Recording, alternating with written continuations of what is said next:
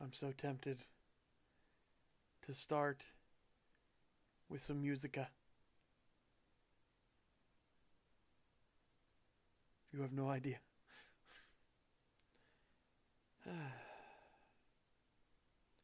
Good morning, good morning, good morning, everyone.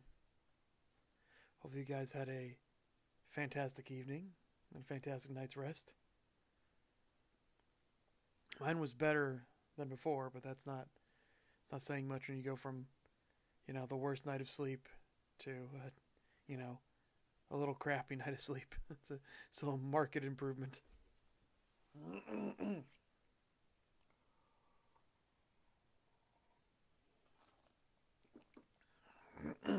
Oh my goodness sakes.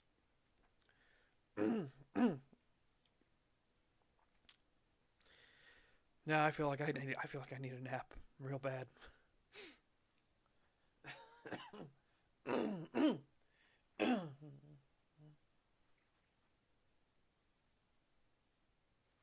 Oh my goodness. Okay.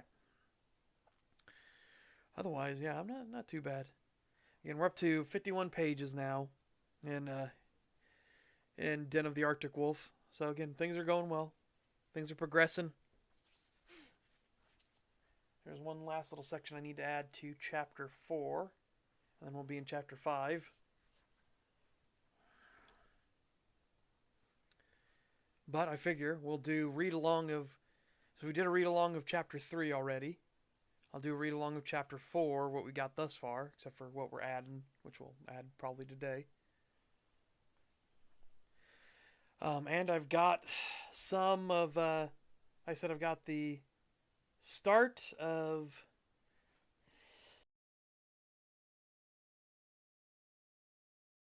Ah, fuck, that sneeze hurt. Alright, I got the start of Beneath the Canopy. It's only uh it's only 6 pages long though. It's getting its footing basically.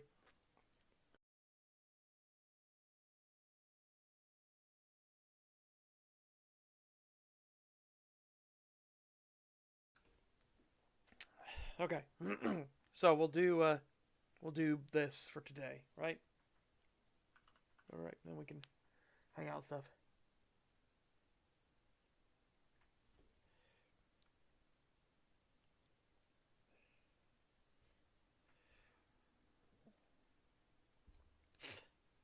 I don't ever focus on that.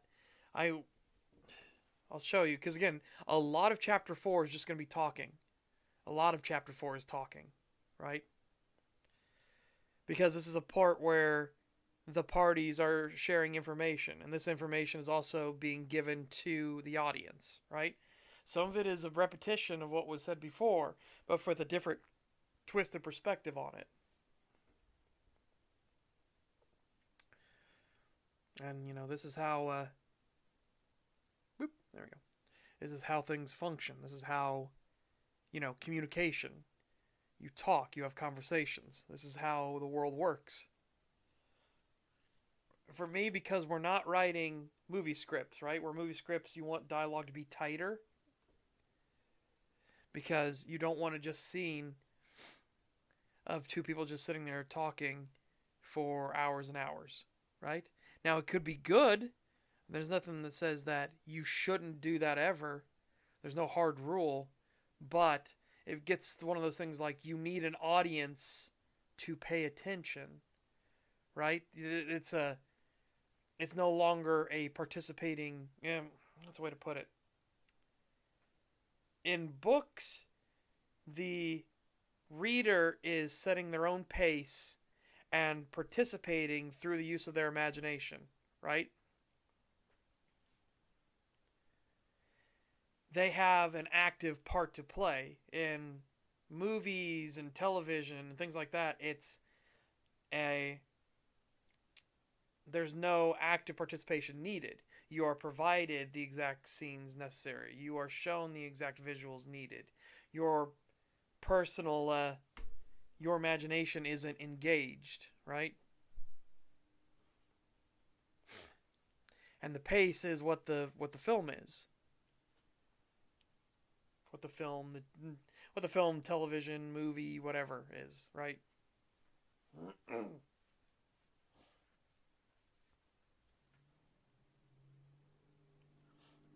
Like, if I were to make this a movie script, I wouldn't do the repetition thing, right? More portrait pairs today, so I'm lurking. Well, I wish you good fortune on the portrait pairs. It's always good to look back when you finish a project, though, and you're just like, yeah. Even if it's a little scuffed, because, that happens. But even if it's a little scuffed, you can still look back and be like, yeah, I did that. I know how to do it better next time.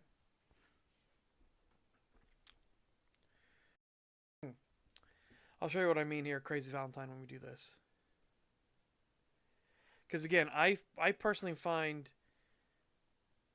it's more interesting when there's a little bit of stumbling. When everybody is too perfect in all the dialogues and everything, when there's not any of that stammering or stumbling or anything, they don't feel like people. They feel more like concepts. This is your idealized version of it, right?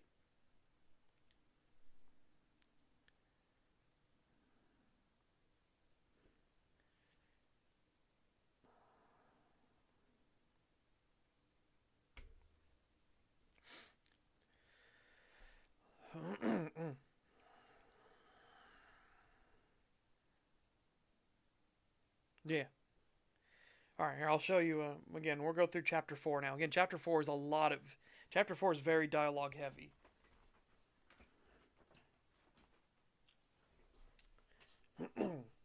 So, chapter 4, routine.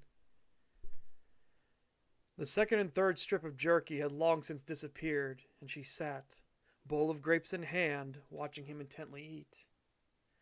This, of course, made him watch her in turn with weary eyes, as he would carefully consume small bits of the scrambled eggs he had made for himself, having already consumed the sausage. I already did just consume. Oh. Eaten, yeah.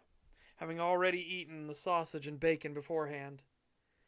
The staring contest, impromptu as it may have been, was what the pair was reduced to after the revelations of the hour. Alex, though, was rather annoyed because he could see the gears turning on Victoria's face. Every twitch of her muscles and soft humming she would give off were like little aggravations building, until finally... "Oh, for spirit's sake, woman, just ask your damnable questions and stop trying to stare me down. You have no idea how it makes me feel." The truth of the matter was just that. Victoria had no idea that her staring was actually triggering an instinctive response in him. He was edging closer and closer towards lashing out to get those eyes off of him. You can see this in actual wolves too. When two wolves are looking at each other, eventually one of the wolves will start growling. And it'll kind of be like, "You're cruising. You're about to get an ass kicking if you don't stop looking at me." And again, this is in like family units as well. And then what will happen is a wolf will lash out quickly, and then immediately afterwards will follow up with care. Because again, it's discipline. It's like, okay, you need to be disciplined, pup. And then they go after the discipline has been given. They will then revert to a affectionate state. Just be like, if you don't want that to happen, don't do it. Again, don't fuck around. Don't find out. There was a video that showed this, and it was in a mid-content wolf dog and a high-content wolf dog. Mid-content means anywhere between 60 to 80%, and then high content is anything above 81% and above. So damn near wolves. I don't know if I'll be able to find it, but yeah, again, not important. Well, I mean, kind of important for the substance of it, right?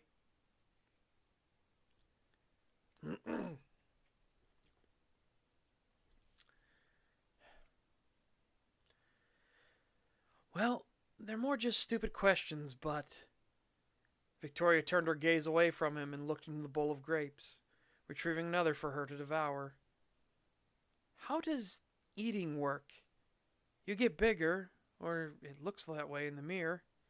But like if you eat in your other form, does it stay? Does it, when you change back, you become smaller. Does the food as well? No. No? Alex sighed as he slowly put down the food he was eating and grumbled loudly. When we eat in our bigger forms, we don't switch back until it's Forms? You have more than just the one? Alex brought his hands over his face as he groaned into them, which cast a muffled resonance throughout the cabin. With the volume of it, it would have not surprised either of them if the town of Point Crescent heard. Spirits grant me strength. So that's another thing. Spirits are real?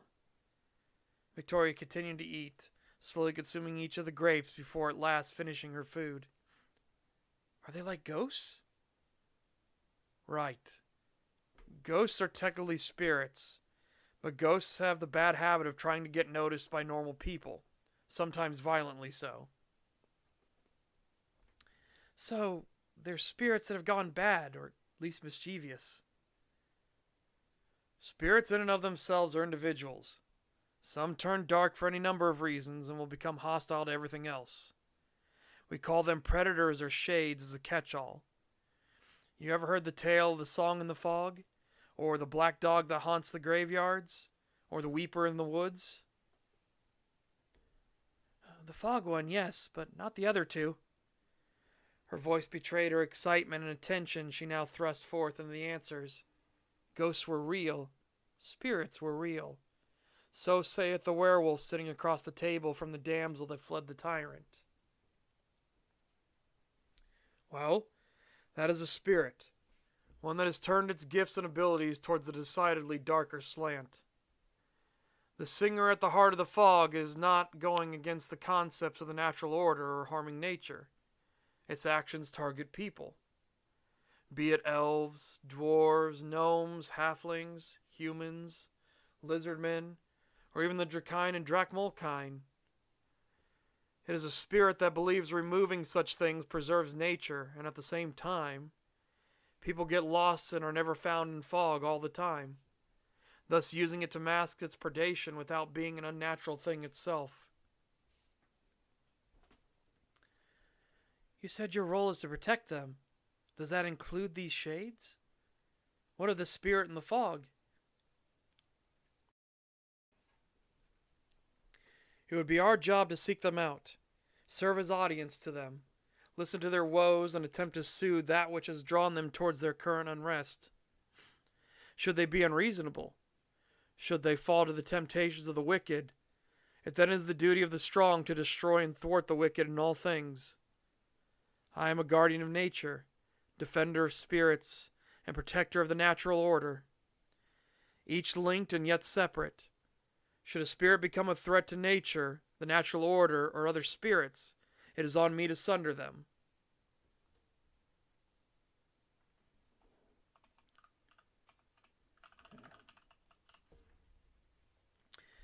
Is it the same in the other cases? If one of the others threatens the balance? Yes, though, thankfully, such often just means labor is required.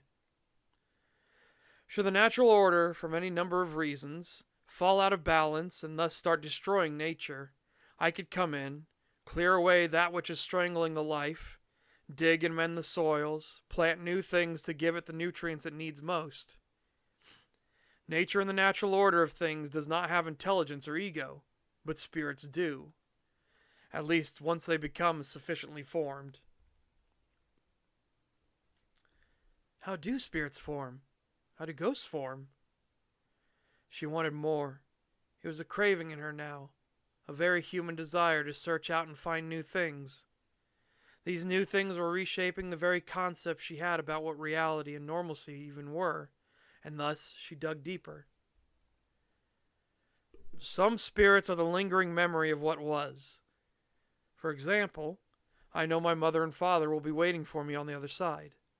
I have met and spoken to them, and one day I too will shed the natural coil of this life and be a spirit on that other side too. Other spirits are a direct influence by what is happening on this side. A forest will have a spirit that grows as it does. These tend to be powerful things several millennia old that command lesser spirits. So, each blade of grass, as you said, or tree, doesn't have a spirit. Oh, they can. Again, the spirit can form from it. But the overwhelming majority of trees do not, and no blade of grass has a spirit. But the spirit of nature for an area is tied into it. When things are in balance, this spirit is restful and can be more easily bartered and spoken with. When I was building this cabin, I was in communion with the spirit of this area. I took several trees, but I tilled and worked the soil, brought new plants that would thrive and put new nutrients to reinforce others, and planted new trees in areas which were needed to prevent mudslides, collapses, or soil erosion. The spirit did not begrudge that I claimed several trees to build this cabin, but was thankful that a guardian had come, offered labor to the soils, and have since strengthened this spirit through my efforts. It is the same for Hilda and even Sheriff Brenner. He stopped speaking and looked at Victoria in horror as she opened her eyes wide. The sheriff is a werewolf too? Fuck. How many of you are there? Stop talking.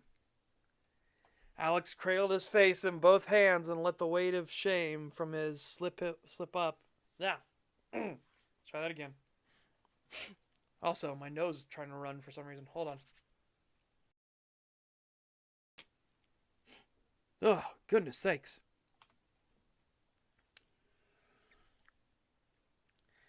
Alex cradled his face in both hands and let the weight of shame from his slip-up pull him down slowly, but inevitably into face planting directly into what food was left from breakfast.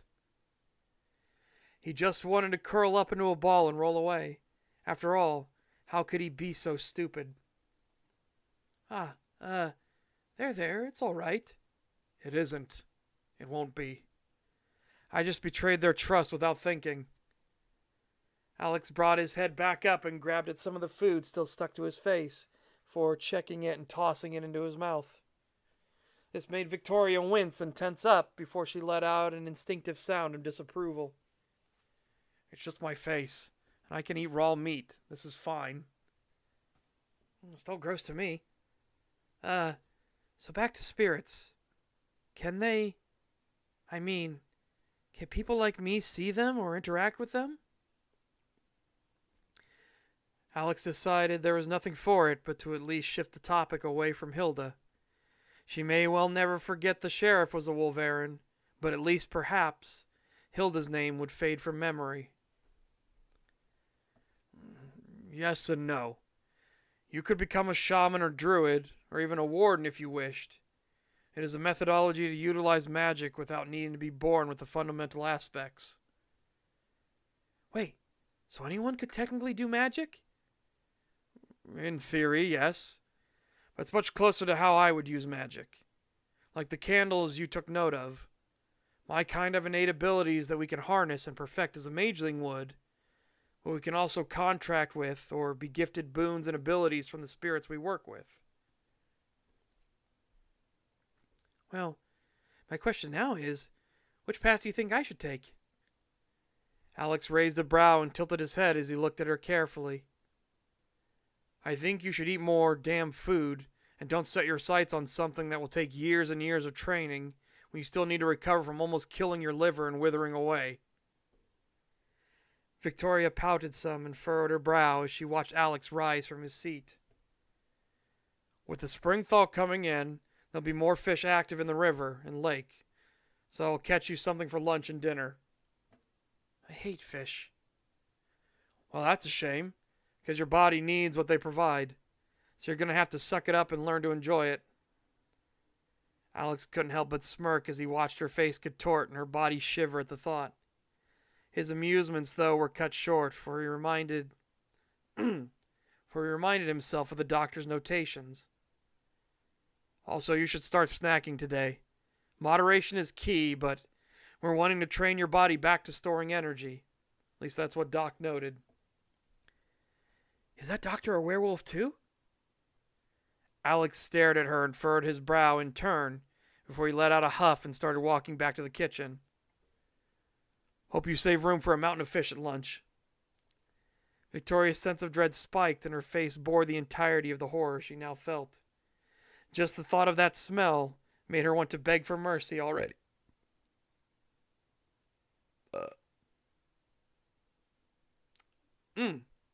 Pardon me. Pardon me, chat. You got a little bit of extra. two belches. I didn't even feel them coming on. Holy shit.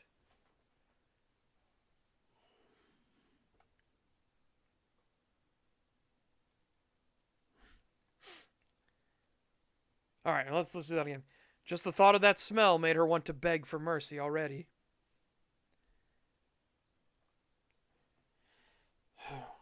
John leaned his head against the steering wheel as he waited with as much patience as he could muster.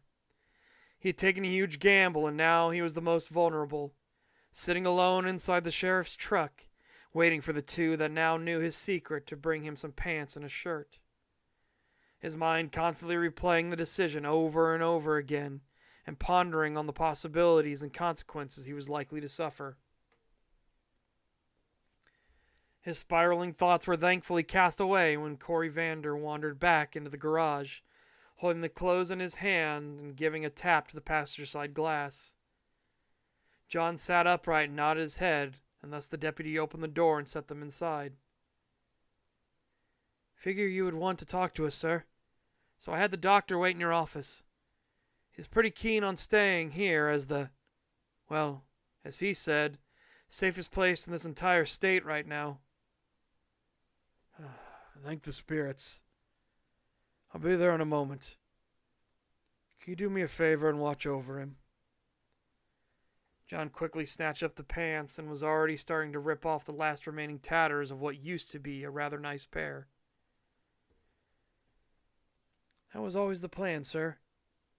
Also, thanks for not leaving us there. Son, you don't gotta mention it. I already told you I had to take a risk for that decision, and it's gonna be with me for a long time. Hopefully things will turn out for the best. The sheriff finished dressing himself and stepped out of the truck, dragging his duty belt and coat in his hands.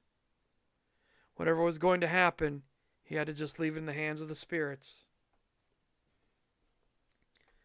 The two of them moved from the garage into the station proper and began to make their way to the sheriff's office. On the way, the pair ran into Deputy Talek, who Corey was about to dismiss before John raised a hand. Andrew, come with us. We got some things to discuss. This made Corey raise a brow and let out an audible exclamation. It'll be explained, Corey. Let's go. Okay, sir. Let me get these files on my desk and I'll join you.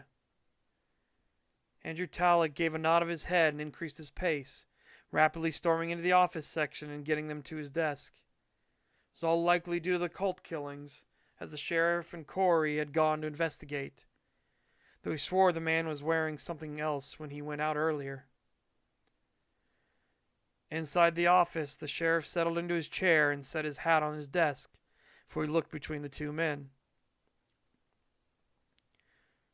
Well, sir, I have a question already. Let's wait for Andrew to come in here. This made the doctor lean back in the chair and look between Corey and John. What do you mean Andrew's coming as well? I thought we were talking about everything, and you being a wolf. It's connected. I will explain it. As he spoke, the door opened and Andrew stepped in. The man was just slightly above average height, with light brown hair and amber eyes.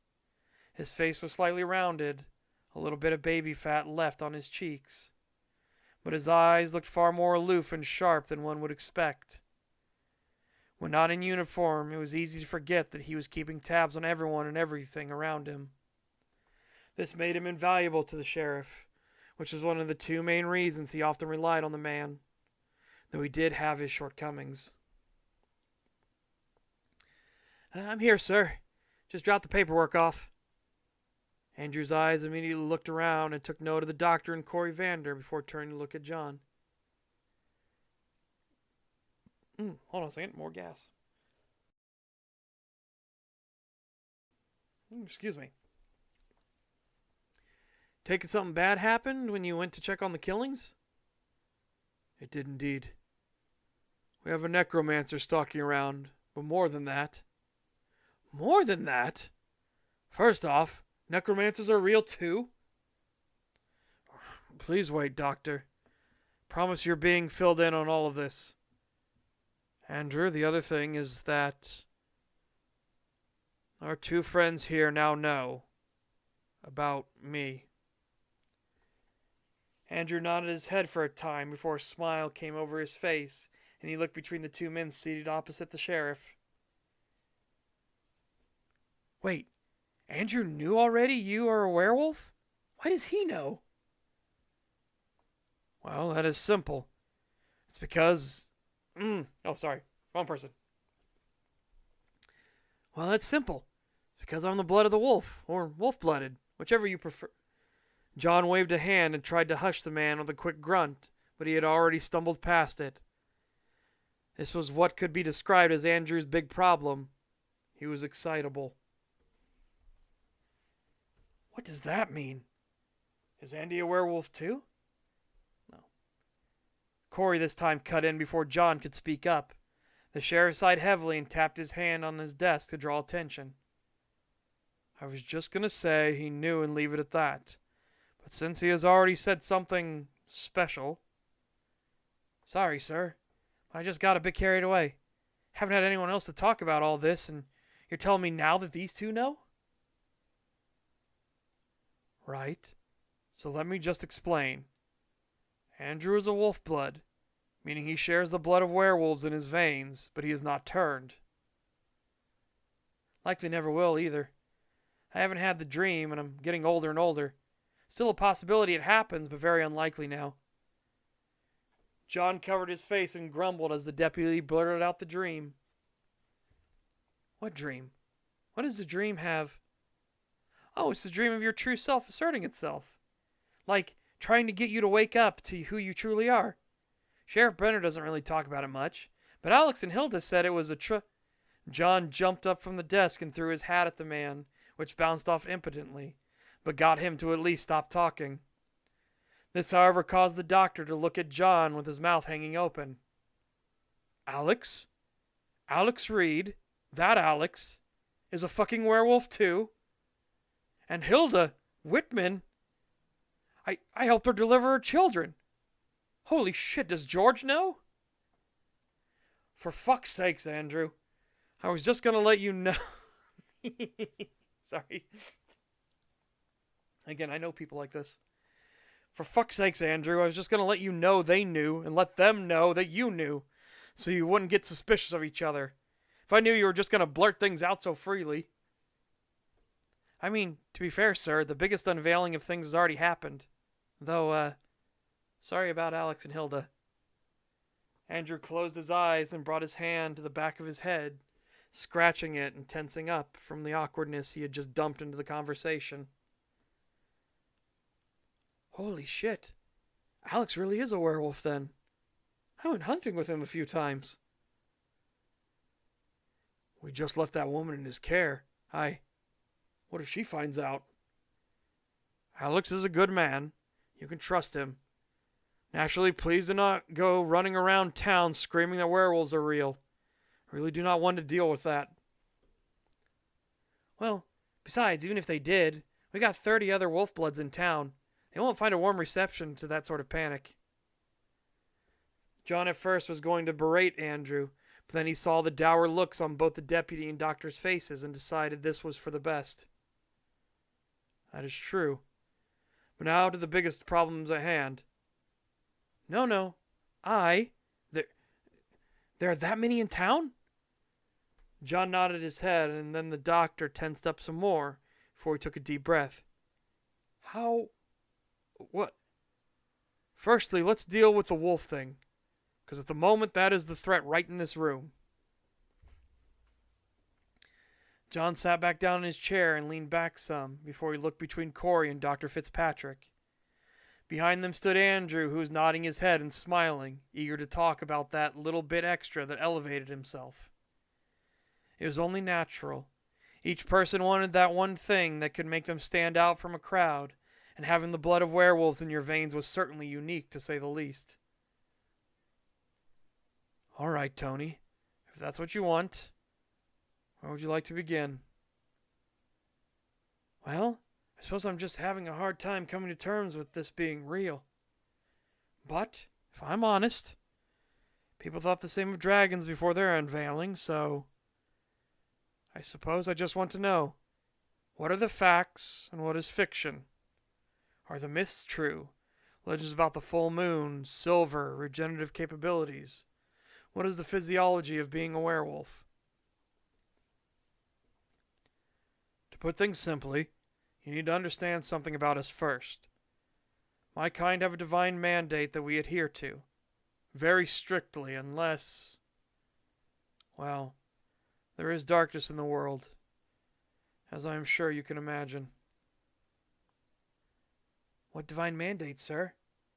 Corey asked, leaning slightly forward in his chair. First and foremost, do either of you know about Meraxis? That question ignited a strange fire in the room as Dr. Fitzpatrick stood bolt upright and pointed a finger right at John. You're a fucking dragon cultist too?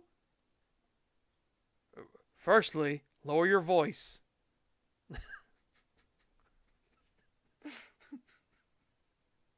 Shit, I didn't get to finish the sentence.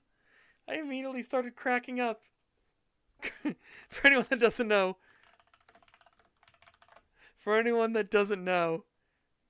there is a meme that is too fucking perfect. And this is what I was channeling for that moment. I'm sorry. This is what I was channeling. First of all, lower your voice. You know when you're about to get explained something incredibly fucking dangerous. First of all, lower your voice. All right. Let's try that again.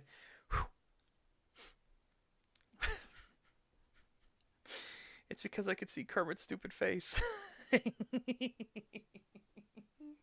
Shit. All right. Firstly, lower your voice, Tony. Secondly, it is not a cult, it is a religion, and one my kind have held from the beginning. How is that possible? Only dragons and their ilk follow the tyrant. John grumbled some and rubbed at his face. I can tell where you got your information about the faith. Has it ever occurred to you that such thoughts may be wrong? Like the assumption werewolves don't exist? Tony Fitzpatrick slowly settled back into the chair before he grimly looked the sheriff up and down. I concede it was a knee-jerk reaction. But the things that are said about worshippers of the tyrant are, he isn't a tyrant. He is the divine dragon emperor. John turned his attentions from the doctor and looked at Corey, who raised his hands up and shrugged. I don't know who that is or what the belief is. I'm kind of surprised to see the good doctor so animated. Right then. I'll focus on answering the doctor's inquiries on this topic. What have you heard of the faithful of Meraxis? Might makes right. Do not be beholden to the weak. Okay, that is partial truth. So let me explain the idea of the trifecta. I assure you this is related to my kind and the divine mandate. They are interconnected. John took a deep breath and carefully placed his hands on the desk before tapping his fingers idly. The idea is that there are three types of existence in all of reality. There are the weak, the wicked, and the strong. The weak are those that do not attempt for anything more than the act of existing, that mules and begs for comforts and ease in all things, and who fear and attempt to shackle the strong.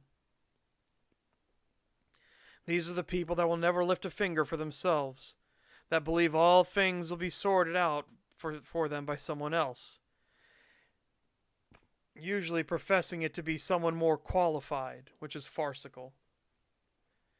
The strong, meanwhile, are not to be beholden to the entitlement of the weak, for they have the strength to change things to their will and take responsibility for themselves. The weak would say the strong must defend them, but that is false. The strong instead are charged with thwarting and destroying the wicked in all things, and this in turn lessens the burden on the weak and the strong. Yet too often people get it twisted and believe only one aspect of strength, that you must be physically strong, but this is not true. Let me use you, Tony, as an example. Would you say you are physically more capable than anyone else in this room? I think I see where you're going with this. And for the sake of the topic, no, I would not. That would be hubris. Yet I would consider you amongst the strong, and do you know why? I'm not certain the exact reason. That is fair. But the reason I have is because you chose to endure the hardships here. You took responsibility for yourself and for others around you. You made that choice of your own free will and volition, not because you were forced to, not because someone else demanded it of you, but because you chose to do it. You chose to freely offer your medical expertise to a town that could not pay the way larger cities could. You chose to freely continue learning to even help the pets and animals here. You chose to help the sheriff department as our coroner and examiner. You flatter me, sir. I do not. I'm merely stating the truth of it. He has a point, Doc. You're good people. Point Crescent is a better place, though, through your strength. Is a better place through your strength. The words came from Andrew, who patted him on the shoulder. He wasn't sure what to think, especially given his entire concept of what was normal and real was just so thoroughly put through the shredder and spit back out the other side. This new reality was not as put together as before, and instead was a tangled web of interconnected deceptions and secrets. Well, I thank you. But what does this have to do with the divine mandate? My kind were given much strength by Meraxes and Cortisoth. Thus Meraxes holds that we must never be the weak. Much as the dragons, we are called to be the strong at all times. Part of this is the mandate handed down from the divine to us. Protect nature, for its splendor and wonder brings life and light to the world. Defend the spirits, for they are the link between this mundanity and the divine, and keep the world's function.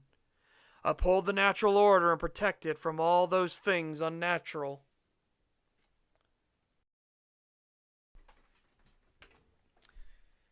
Does that not seem a contradiction, though? According to the trifecta, I mean, should those aspects not care for themselves? I can understand that. It is a surface-level understanding. Those things, those aspects we are charged to defend, are not simple things. Nature is what allows life to exist. It would be madness to ignore or worse destroy that which provides our very ability to breathe.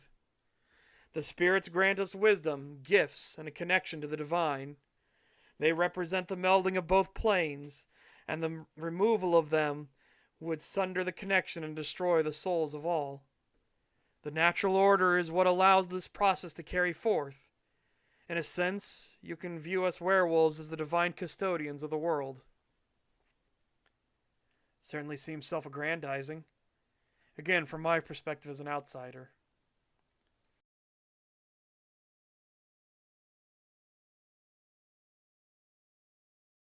Sorry, throat. Throat tried to kill me. I get that. It is what we're called to do. But as I said before, there is darkness in this world. And so too is there darkness amongst my kind. John paused a moment before he took a deep breath, weighing over his next words and decisions carefully. There is a temptation buried in all of us. Some note this is in all beings, but my kind experience the sins in a different way than you would, Doctor. It isn't just a small thing in the background. Each of us has a sin that pulls at our hearts and tempts us away from the duty. Each of us must resist that temptation. But some do not, and these are truly terrible creatures, no longer worthy of being called werewolf. It is not the name of our species. I may tell you what the name is one day, and I almost slipped. Back to the point on hand, there's a problem when we awaken to who we are. The doctor was deep in thought and nodded his head for the man to continue. The motion was mimicked by Corey, who sat completely enraptured by the conversation, excitement playing at the corners of his mouth as he was let in on the secrets of the world. Andrew was the only one who looked down with sadness, for he knew of the trials that each Wolverine, for that was their name, would face in what should have been a triumphant moment. Long ago, in a universe not of this one, there was a werewolf named Sidorus, who offered pure and unending leal service to the divine dragon emperor. He was so beloved by the emperor that he was gifted a crown himself, made of silver to reflect Mani's, the moon's, brilliance, as the dragoness of silver. My kind has a deep connection to Mani, not one that fables would tell of moons being full, but that her phases gift each werewolf gifts. Give. Her phases give each werewolf gifts, from the moment we are born that heighten when we awaken. Yet one day, those that hated Meraxus and one of his most loyal compatriots, Sidorus himself, used their divine blood to take the woman Sidorus loved. Sidorus was no fool.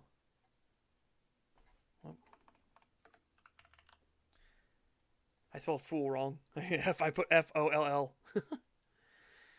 Though he was born beneath the full moon's gaze, he knew that his overwhelming strength could not stand against divine beings, and thus he went to Meraxus and knelt.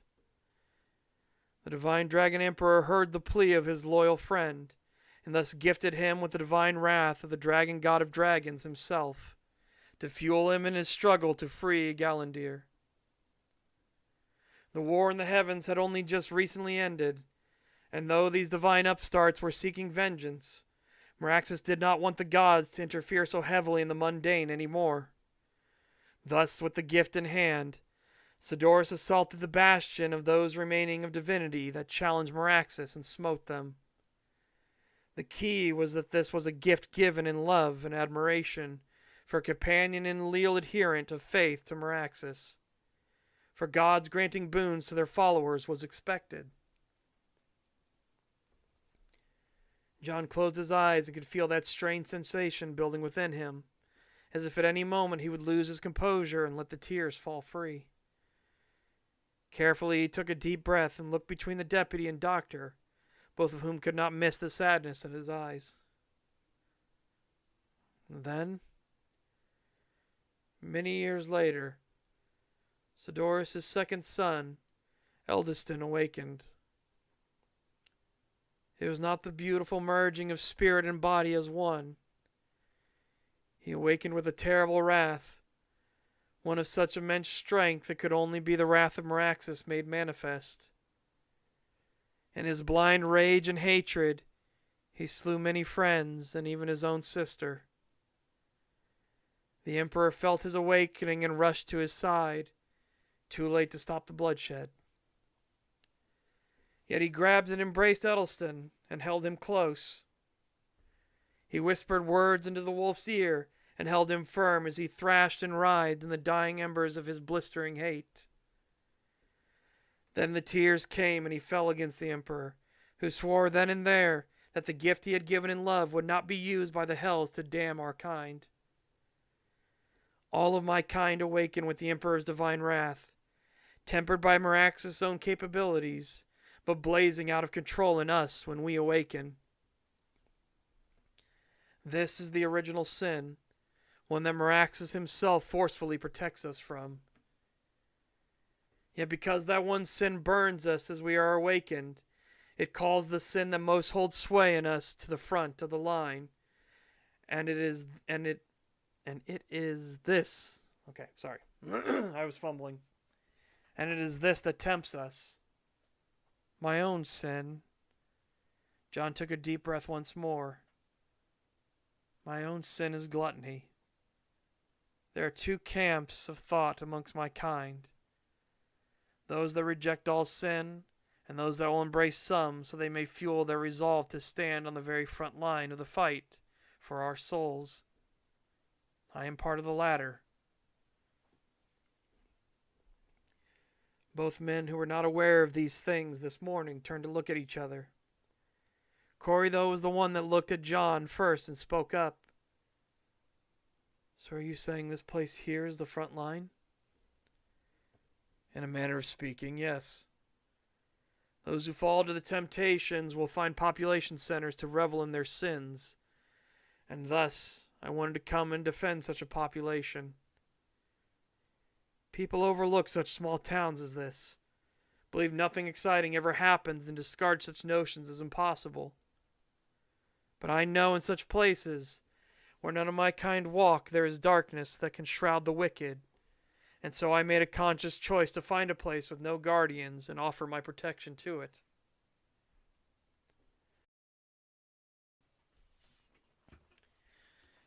Running into Alex and Hilda was unexpected.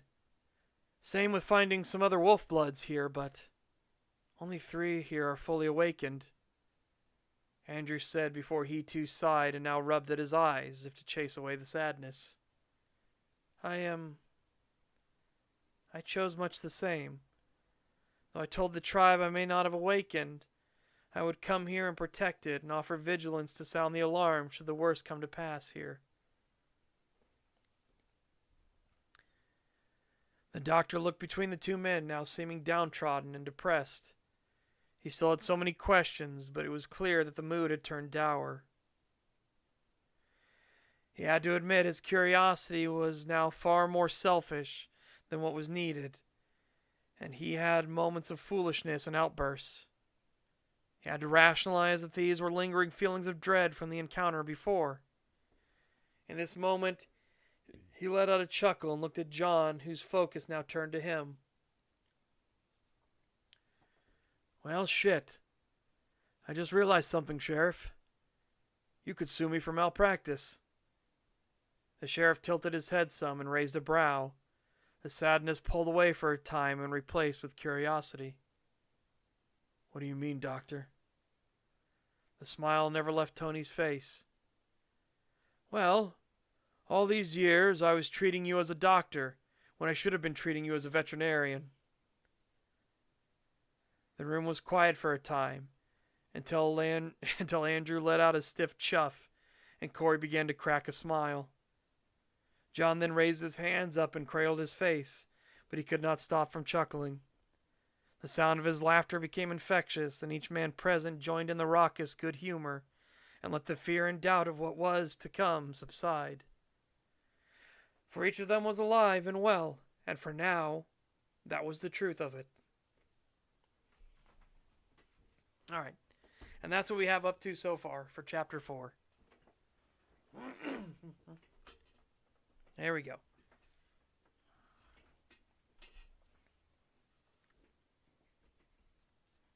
Excuse me.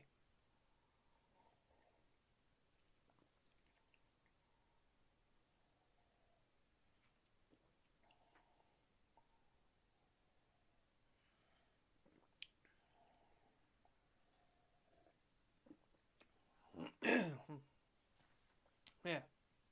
So again, going more into depth about multiple things. First off, a bit of how magic works. You need to be born with magic, but you can use the spirits as kind of like a stopgap, right? So you can contract with the spirits to become a shaman, a druid, or a warden. So that's how like shamans will use ancestral spirits, right? The spirits of what was, the spirits of those who have since gone. the ancestors. That's what shamans use. Druids use animal spirits. So wolf spirits, bear spirits, deer, so on and so forth, right? And then wardens use the spirits of nature itself, right? So they're the ones that are plant based, the trees, the flowers, things like that. So a lot of wardens' capabilities are more naturalized. Lightning bolt, vine wrapping things, poison dart, poison plants and things like that.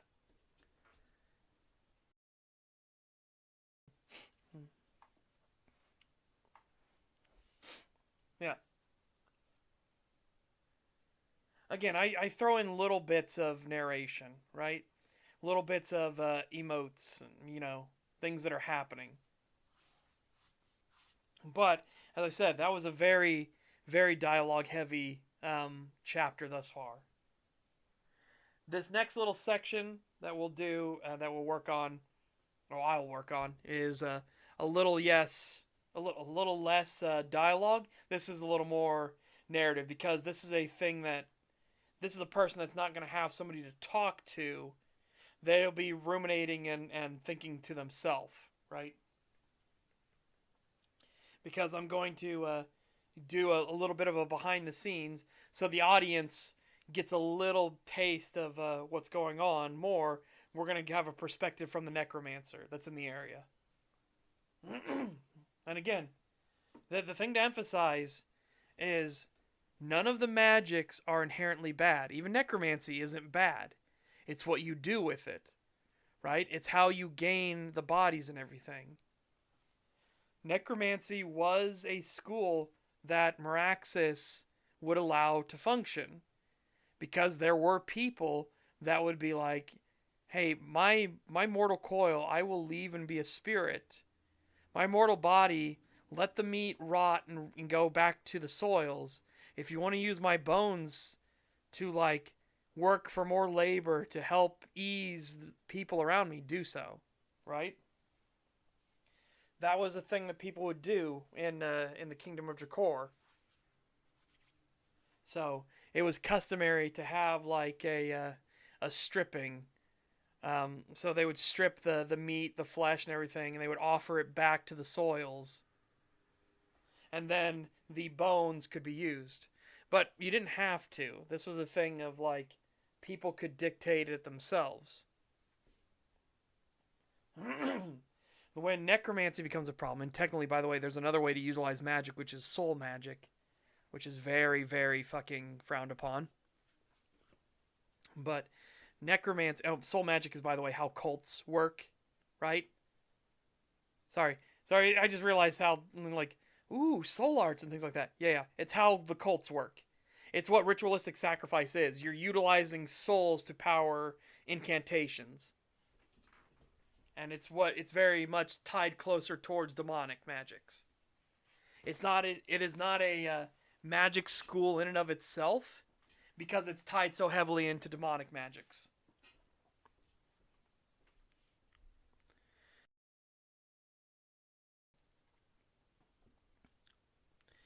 It can be fun. I had to sacrifice 3 Mancubus in the equivalent exchange to transmute and necrotically resurrect your mama.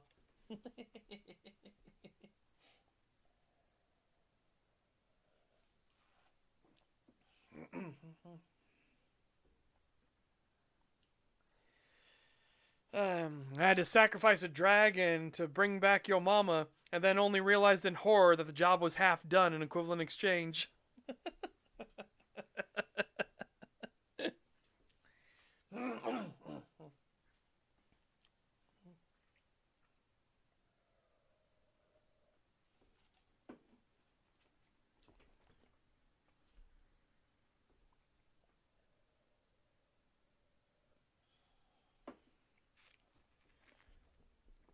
All right. But let's gear shift and go over to what I have for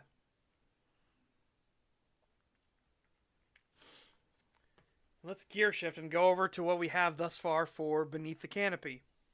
So Beneath the Canopy will be following Everglade. Den of the Arctic Wolf follows obviously Alex Reed and the town of Point Crescent. Beneath the canopy is going to follow Everglade, the massive conglomerate, and will be focused around the town of Cedarville. Again, because I like doing the other side of it. It's not going to be totally that. We're still going to go back to LaPradia and then Danesport later. Danesport's going to be like the hub of where Grey Wolf will take place. LaPradia is where House of Desires, aka Smiling Wolf Studios, takes place. Those are big, big, big cities, right? Like, again, they're port cities. They are big cities. they're like your think of it like New York, right? They're big cities. They're big places. Obviously, the capital itself, Rosentia, which is the capital of the Rosentian Republic, yeah, it is huge. But no, these are big, big cities. So it's that kind of balance. Because a lot of problems you have in a lot of these sort of settings is that they ignore the smaller stuff, right? Like, oh, only things of interest only happen in big places, right? Only important people only come from big cities. It's like, no, you're an idiot. So that's why two of these series take place in like small towns, right? And the reason that Beneath the Canopy takes place in a small town is the juxtaposition of it, right? Everglade is a massive conglomerate, and it's taking place in this small little town where they want to build. It's focused entirely around Cedarville, but there are going to be problems. Like once they go in against the estate, that's going to be a big one because the estate is a different tribe, and the estate doesn't like that there's another tribe now being near them. Again, a little bit of a more like werewolf politics sort of thing, because remember each tribe is kind of like more of a family. They start becoming more of a familial unit, and they don't like when another family starts encroaching on their territory. And same thing with wolf packs in the wild. All wolf packs in the wild are family units.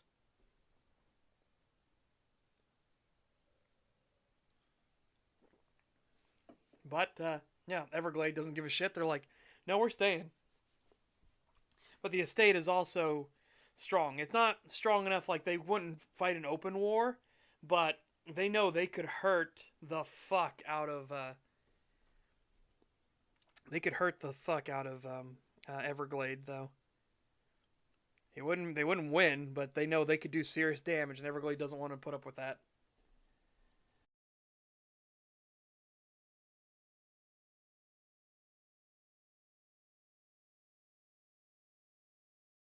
All right, so Beneath the Canopy. And I had already posted this preview in the Discord, but for anyone that hadn't read it, he did everything he could, every last thing he could think of. There was nothing more for it. He had cried out and screamed for help until his throat was bleeding from the effort. He had run as hard and long as he could until his legs buckled and his lungs felt like they were on fire. He even shot the damn thing, and it laughed at him. Laughed at being shot and drew closer. Now there was nothing for it. No options left. No clever tricks or plans.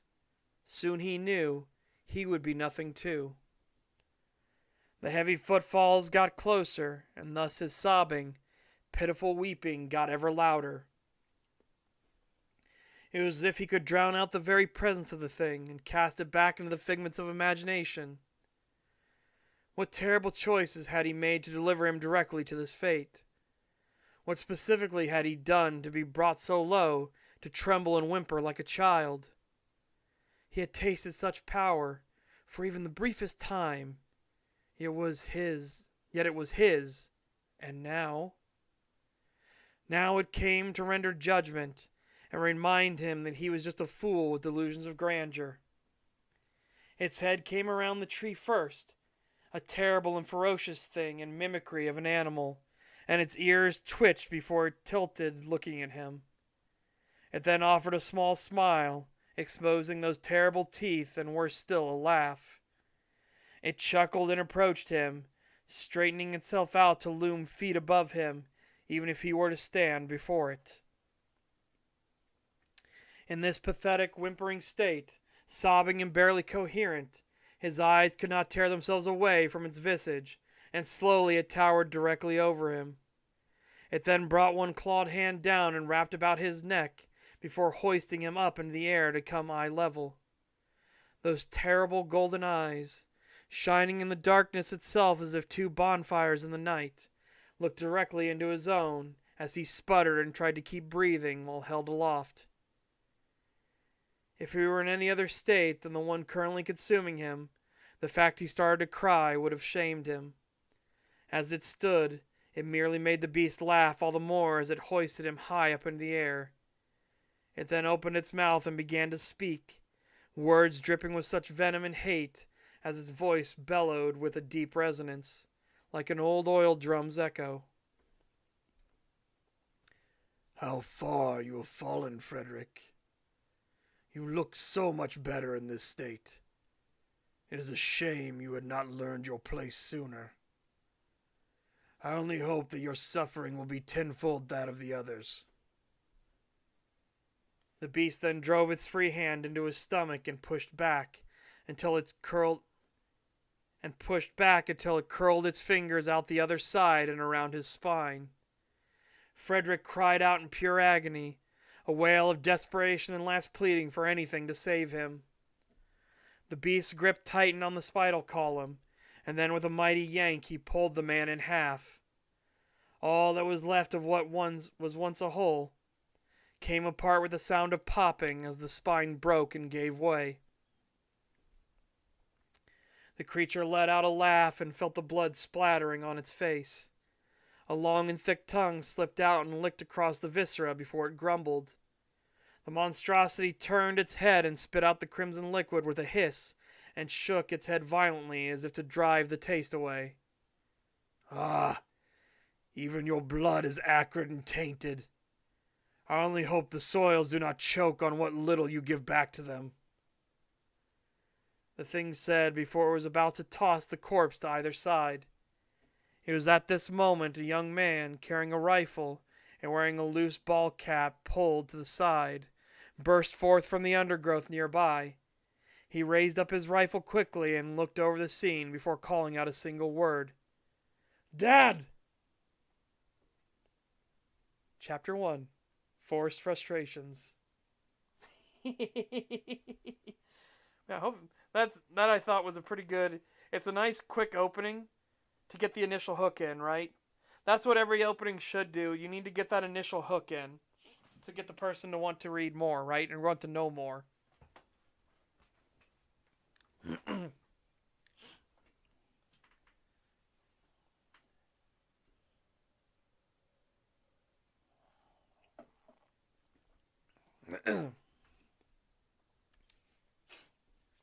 Ugh. Oh boy, if you think that's graphic, wait until Jonathan Olfither fights an actual hellhound of lust. Holy shit.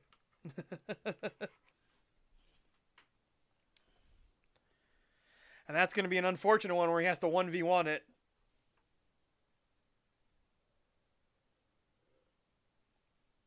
Which, as you can imagine, is not something that any Wolverine wants to do. They don't want to go... Going up against demonic spirits is bad enough. Going against a full-on demon, especially one that was originally a Wolverine that fell to their temptations, really fucking bad. Really, really bad.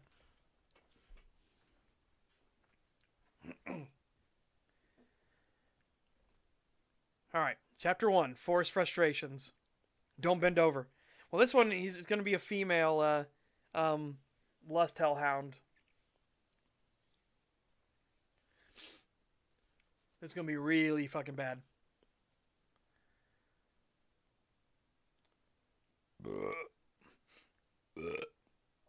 Why am I so fucking gassy today? What the fuck? Gassy and mucusy and, like, nose watering? Like, what the fuck?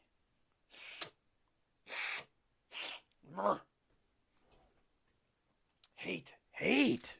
Alright, Chapter 1, Forced Frustrations. Jeremiah Rossman sat nervously in the back of the limo that bore his company's name. This news had been far too tempting to him. Even in spite of recent failings and misunderstandings, he could not hold back the trepidation he felt at such possibility of failing once more.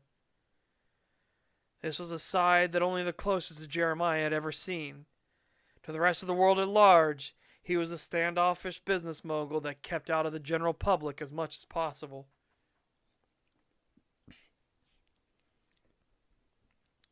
He stood just above the average height at 5 foot 8 inches, with brown eyes that seemed to have a luster to them, as if the copper ring inside shined. Whoops, 5 foot 9 inches. It should be. Whoopsie. To have a luster to them, as if the copper ring inside shined, and dark brown hair. His face bore the dignity of a life well lived and aged wisdom hard earned, and yet this was just a mere facade. His experiences had been far more than any could truly believe, and his image. Oh my God! Sorry, I keep getting distracted because my throat feels like it's all cloggy. Hold on.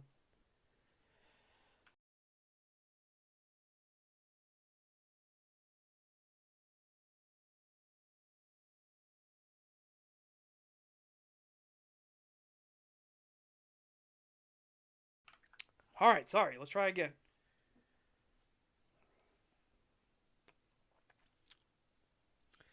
His experience has been far more than any could truly believe, and his image was carefully manufactured to keep people at ease. Yet there were those he could never hide himself from, and that came in the scent of him. They knew the truth of what was lurking inside, the truth of who he really was. Duty, dedication, and drive all pushed him in his purpose.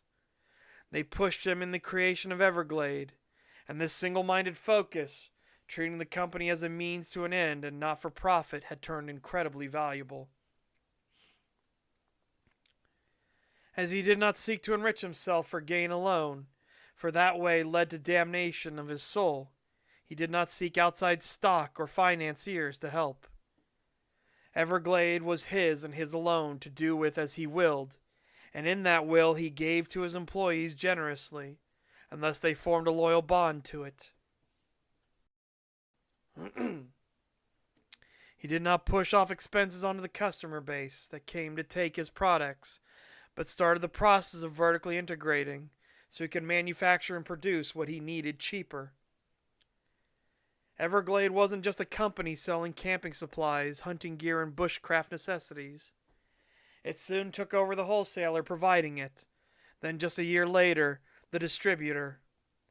Other companies had taken notice and started to maneuver, but by the time they started gaining traction, he had the manufacturers for all his products, and at last the crown jewel, the direct suppliers and laborers for the raw resources. His competitors could not compete in the same way, as they had shareholders and boards to speak with.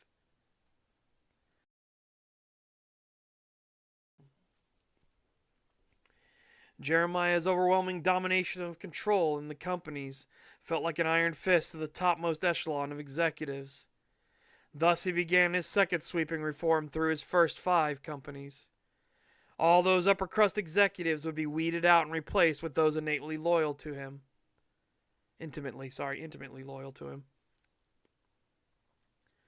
There were rumblings, of course, but none could compete with those he handpicked for their positions, some even taking only a third of the salary of those they replaced. This had actually gotten the Rosentian government involved, feeling that some sort of underhanded trick was being used. They attempted to sneakily bribe new executives, tempt them with better offers and competing firms, and investigated their finances.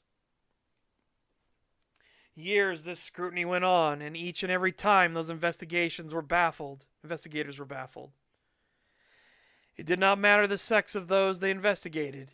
Each and every one of them was not only pleased with their work, but thoroughly rejected any attempts to sway them away. Of course, Jeremiah knew the reason. A tribe always sticks together, and theirs had been one that suffered many hardships and a tragedy that forged them together in the fires of disaster.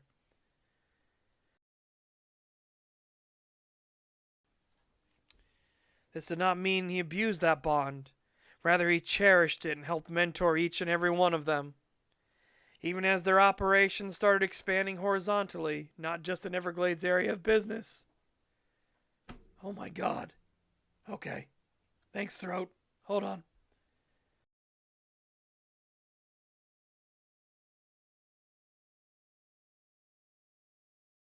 This is what I'm talking about. This is what I'm talking about when it's saying it's distracting me.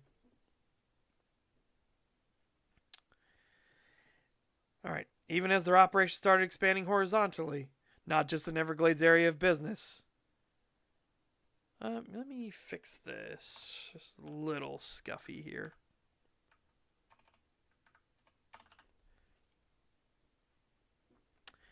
Soon he started gaining other distributors, other manufacturers, and even suppliers for other industries. Everglade was now a conglomerate of 16 companies, all beneath the canopy of his making. Each operator at those companies were of the tribe, and each company supported and assisted one another. No outside force beyond the market itself had held sway over them. Extract, one of the newer acquisitions, had fumbled, but those that had led to such disgrace were thoroughly ejected. Extract would mine the ground using machinery manufactured by Venerable, sending the ores via Henderson shipping to be processed at periodic metalworks, to be then sent to Venerable for their machinery manufacturing and Sunstone for the construction work, or sent to Carvick's manufacturing, using industrial production lines built by Venerable to create goods. All of these completely under the Everglade banner. This was just a small portion of the interconnected nature of everything. The chains binding all 16 companies together were intricate, with the concept of sinkers and floaters, meaning that some of the companies could operate at a loss because they were being uplifted by another. Thus, companies like Lantrick Lumber could operate with exceptional environmental care and would harvest lumber at a far lower rate while planting far more trees to replace those they took. Extract was another. With carefully guarded secrecy, they chased veins instead of strip mining areas, thus taking longer work but doing less harm to the surrounding areas. On the flip side, there were companies like Venerable and Everglade. Venerable itself was one of the biggest names under the Everglade banner, just beneath that of Everglade itself, and was run by Jeremiah's top protege. Yet this wasn't just some cushy position given to those that were true to the man himself. They had to prove they could run the business and make intelligent decisions under pressure. He was also strictly against outsiders being too high in the companies, for the tribe was a secret and one that must be kept at all costs. Thus was his mandate as the head, and thus it would be done. Chief, we're coming up on the site. The voice came from the man in the passenger's seat, one of Jeremiah's most trusted guards. Both were men he could rely on when a fight was needed, and they had been some of the longest-standing guardians in his tribe. Understood, Carver. Thank you for the update. Jeremiah's voice was cold, a numbed thing from the tragedy of the past that robbed the warmth of it. It was factual and to the point, far more than any others of his caste. He spoke in the same manner of tone as a grandfather imparting wisdom to those who heard him speak. It had been a long drive to get out this way, and Jeremiah was ever thankful that both of his personal guards were just as eager as he was to see the place. A lifetime search, and they were so close to the end goal. Yet as the disaster in La Pratia reminded him now, finish with grace and do not rush things. He had nearly ignited war with another tribe in his haste to end the quest, one that had even been searching longer than his own had. All of that would change now. No other tribe was nearby, that they know of. The site was off in the woods near a small town of little importance outside of it, and his people were already there.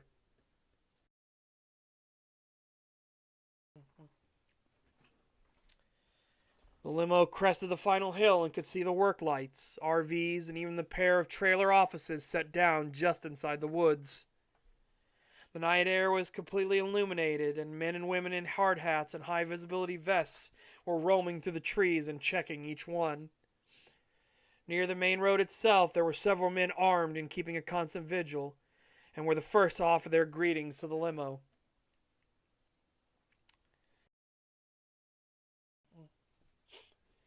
Everglades' internal security force was hand-picked and trained thoroughly by the Guardians and master of the Steinwerke.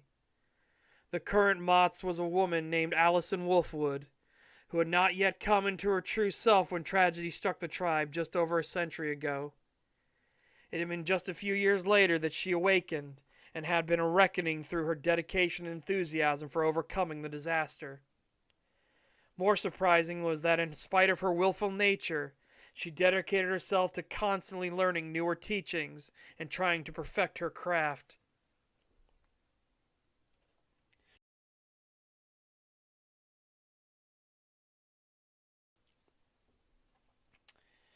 This had made her the single most obvious choice for Motts, and took a large burden off Jeremiah, who was assured that the tribe's well-being was in good hands. Though deep within he worried that he was the one that was the weak link amongst the tribe. So many had stepped up when the hour needed them most, and while he was one of them, he always felt he wasn't good enough. She's Miss Wolfwood. I like doing that sort of thing where there's meaningful names, but then there's names that are obvious. Again, like Michael Wolf with 2 F's. And people making fun of that when they know the truth. It's same thing for Wolfwood. It's like Wolfwood. Blame my father. So I didn't choose the last name, thank you very much.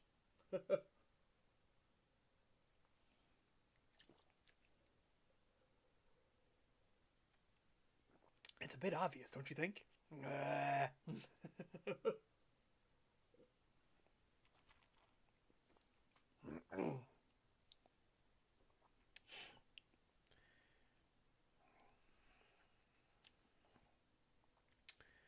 All right. A statement that any outsider would laugh at, given the power and prestige Everglade, and by extension he, wielded in the way others breathed. Excuse me. The limo came to a halt and Carver departed from the passenger seat. He quickly walked back towards the rear door and opened it, offering a bow of his head. The man was the striking image of professionalism. His black hair neatly trimmed and maintained, with a beard that looked hand-sculpted on the finest of marble statues. The deep and rich amber color of his eyes stood out against the chiseled contours of his face, and the suit he wore did little to mask the raw power just beneath. He stood quite tall over Jeremiah, standing at nearly 6.5 feet tall. Such was the blessings of his caste that he gained incredible strength and physical acumen at a heightened rate. Unlike many humans that seemed all the more awkward as their height increased, he carried himself with an ease that made him look as if a monster among men. You know what I mean? If you've ever seen it too, like if you've ever seen people that are really tall, they have that kind of like awkward gait, right? Because their height is now working against them. This is someone that doesn't have that problem.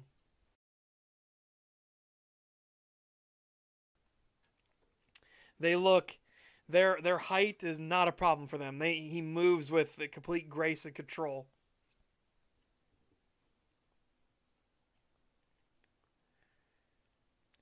As Jeremiah stepped free of the limo, he surveyed the surroundings and took a deep breath before finally looking up towards the sky. There in the light cast down by Mani, the moon that hung high above and in its full glory, he saw it, shimmering as if a magnifying glass were put to the light, rings circling and forming as energy swirled around in it in a vortex.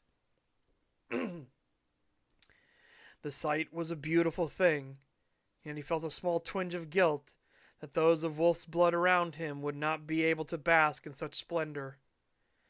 This dour feeling was tamped down, by the others that shared in the awakening, each of them looking to it with a sense of hope for the future that was to come. Give me a report on the status of the area. Jeremiah didn't even bother looking away from the convergence, letting it enrapture his thoughts as he took a deep breath and basked in the cool night air of the forest. Yes, Chief. We have 4 teams of taggers out already. They're checking each tree and denoting if it will need to be moved or can be harvested and used in the construction in some way. Very good. As the wolves amongst you all reach out to the forest spirit of this area, we will give communion to them and offer audience as is tradition. Jeremiah turned to leave, before he then stopped himself and looked around. Tell me, do we have the ownership rights to the land yet? Bad news on that front, Chief. The words came from another man who was currently carrying a briefcase and looked to be inseparable from it. There you go. That's what I have for Beneath the Canopy. And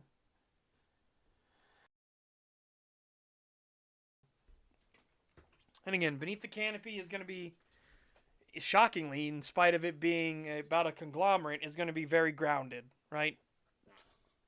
There's going to be a lot of mundane issues, but as you saw, there are shenanigans afoot.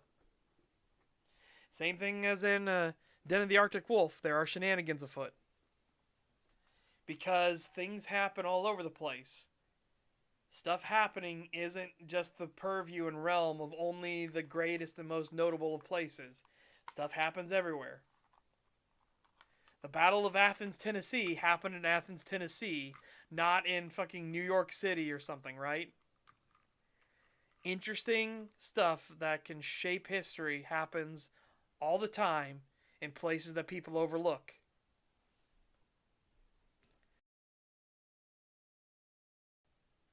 And this is one of them, right? This is one of those places.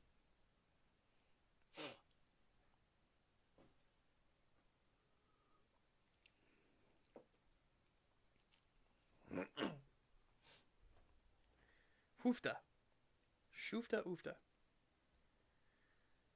I mean, I was so badly I wanted to do it. Marvel taught me that important things only happen in New York or LA. This one doesn't seem like it. That's what it fucking seems like, doesn't it?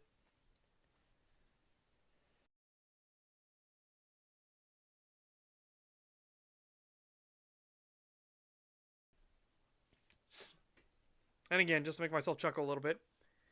First of all, lower your voice. First of all, lower your voice.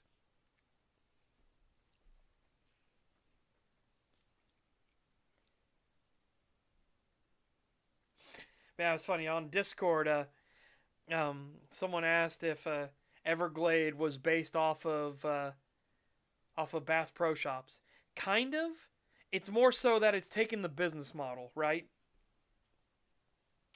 It being a sporting shop, like it being about sporting's good and every sporting goods and like outdoor stuff was important because, well, they're Wolverine, right? So they're much more tied towards nature. It's what they know. So they would know, well, this is a good product, this is a bad product.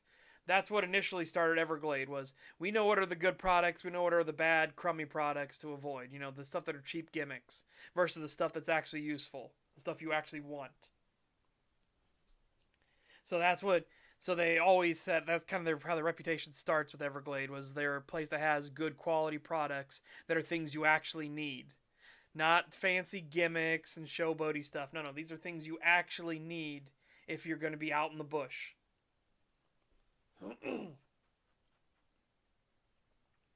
And then advance from there. And it's taking the same business model as stuff like Bass Pro Shops, as Costco, as Arizona iced tea and everything, right? Vertically integrating everything so that all of the stuff that he needs comes from himself, right? He doesn't have to answer to another company. He doesn't have another company can't be like, well, we need to charge you this much because we crashed on this thing. No, he knows these things, right? Yeah.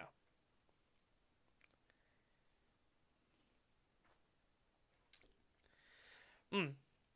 No, because again, it's not the same word. I could do it, but I think that'd be too on the nose, right? I think that would be too on the nose.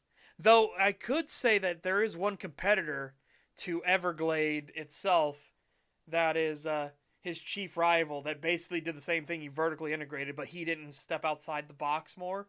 He just vertically integrated, right? And he can't expand wide because there's also like they don't want trusts forming, right? So there's antitrust laws everywhere, and they're far more harsh in Rosentia. Far more harsh. Like they start investigating for trust busting when there's 5 competitors. All right, it's not when there's only like the last 2 standing. No, no. If there is only a handful left, if you can count the number of competitors in a field on one hand, the people that worry about trusts get very heavily involved, and they start watching things like a hawk, which is what he was talking about. Why Everglade was constantly under investigations. Part of that was because of the like bizarro hiring, right? Where new executives were taking a third of the salary, thus increasing the profits of the CEO and company quite heavily because all of the salaries at the top echelon were suddenly like going rock bottom. That would be entirely suspicious, right? Like, could you picture that? A new person, let's say a new person buys Microsoft, for example, right? And then the entire upper echelon of executives is replaced. And all of these new executives that replace them take a third of the salary, thus immediately skyrocketing profits. Just immediately. Right? Wouldn't you be incredibly sussed out by that? And be like, what do you mean? Like, they had a chance of being given $900,000 like a year, and they decided they only wanted 300,000. Who does that? There must be some ulterior motive here. Of course, there is, as Jeremiah notes, he knows the truth. There is ulterior motive. They're all part of the same tribe. They're all working hand in hand for the same purpose. That's why he can get away with that. And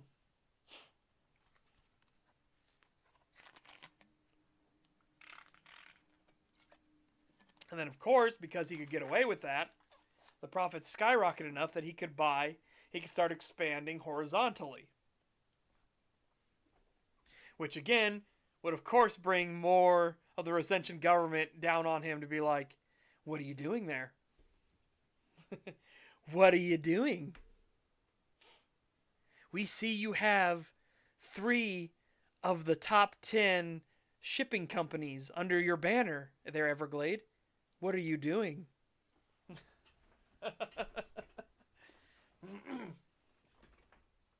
Suspicions.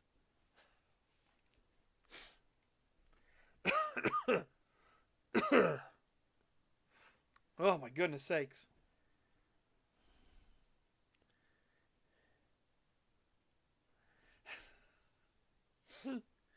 Oh.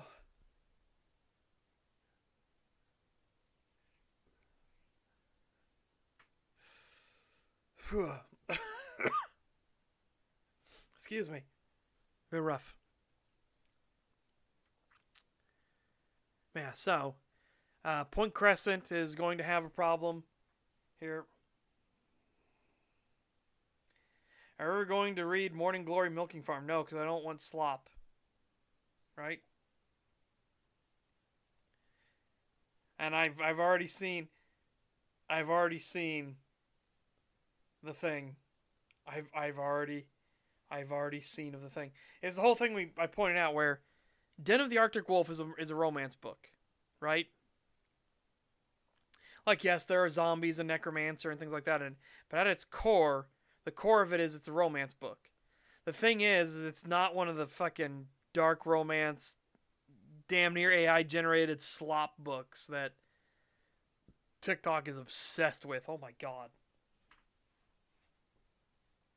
You do not understand the degeneracy of the female gooner. You do not understand. Because again, it's going to be an actual relationship, right? The romance between Alex Reed and Victoria Venk is not going to be this very fucking creepy thing that dark romance likes so much, which is it's not going to be rape or anything like that. It's not going to be forced breedings and like I can't control myself or anything. No. Again, Alex Reed is worried because his sin is lust, right? It's why he became a hermit the way he did. He wants to avoid it at all costs. That's his thing. That's his fear, right? That organically evolve and is involved through intimate character creation. Simple. Yep, exactly. And again, what this is about is this is the actual thing that men and women want, right?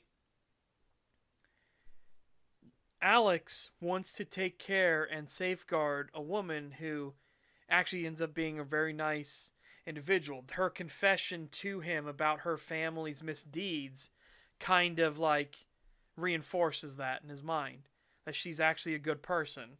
She stands on her morals and principles. She is an actual good person. So he feels even better about the fact that he saved her, that he's now taking care of her, nursing her back to health. Meanwhile, on the flip side, Victoria Venk, though now she knows that he's a werewolf and everything, but she has that thing of where now she feels contented. Before, she wasn't eating or anything, even when she was on the run, because she felt like if she stopped somewhere, if she like took time to relax, there was always the looming specter that someone from her family was coming after her. Which, spoiler alert, they are. But again, it's that fear because she knows what her family is capable of. She knows the darkness inherent in the Vink family. And now, in a weird sense, as she put it herself, hold on, let's go to the end of chapter 3. Well, the end of their section, chapter 3.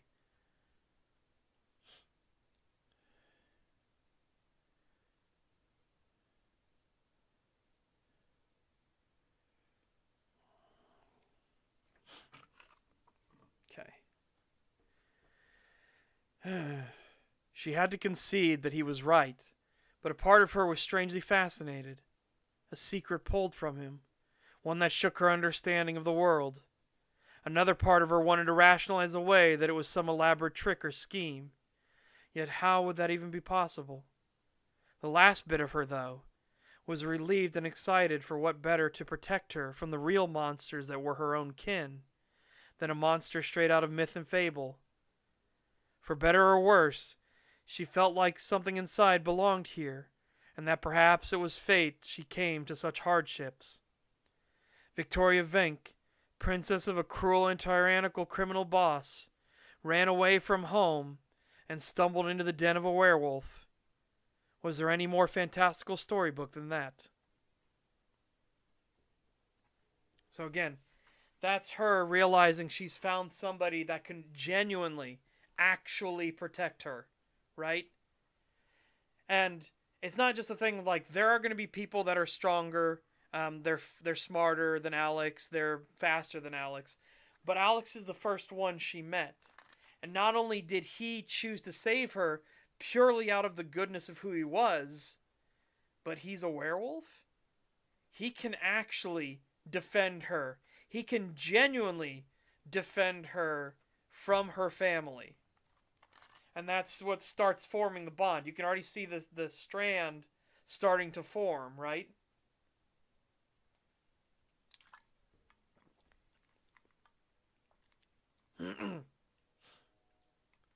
Reminds me of an early Dresden Files book. A porn studio is targeted by a succubi because it depicts actual relationships instead of just weird fetish shit.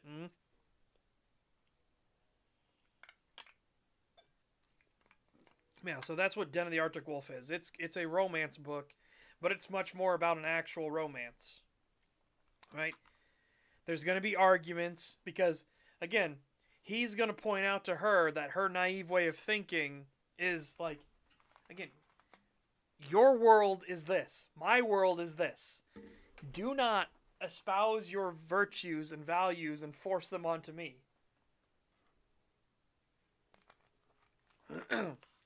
One of these is specifically going to be where Alex is tracking a couple more poachers that came into the area, and Alex is going to kill them. But Victoria, keeps begging him like, don't kill, sort of thing.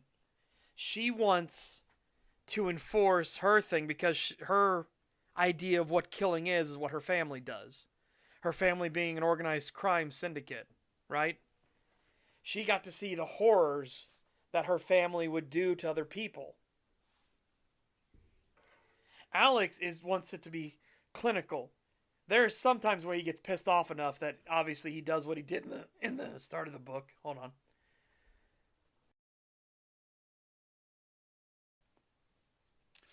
In the start of the book, when those poachers killed 3 wolves and a couple deer, that's when Alex was pissed off enough that he went full on Wolverine and went down and terrified them and killed them.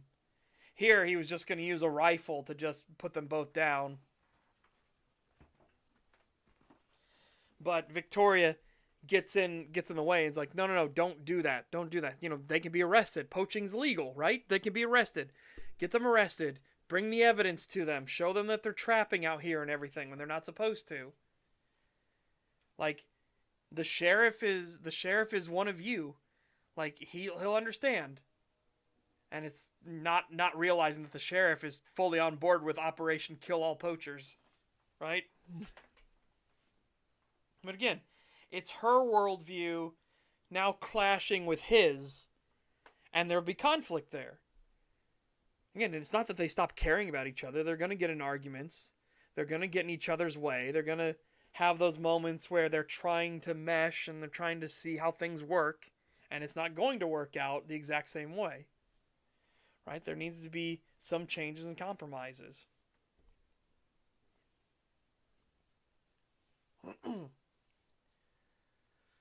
Oh, I want to talk about one of the big moments that I already have jotted in, but I want to get to so bad. But there's a reason why Alex ran away out here. That's very spoilery. Fuck. Oh, I want to talk about it so much. Let's just say he didn't say he saw another lust smiler. He didn't just say that as a casual thing to the sheriff. He only needed to see one once and to realize the horror of it. And he wanted nothing to do with that. He wanted to make sure he never ever was fell into temptation, right? So part of his struggle in this is the fact that he is genuinely going to become attracted to Victoria, right? Right now she's kind of skeletal and frail and things like that because her body was shutting down. But again, she's going to get better. She's going to fill out more. And she's going to fill out very nicely.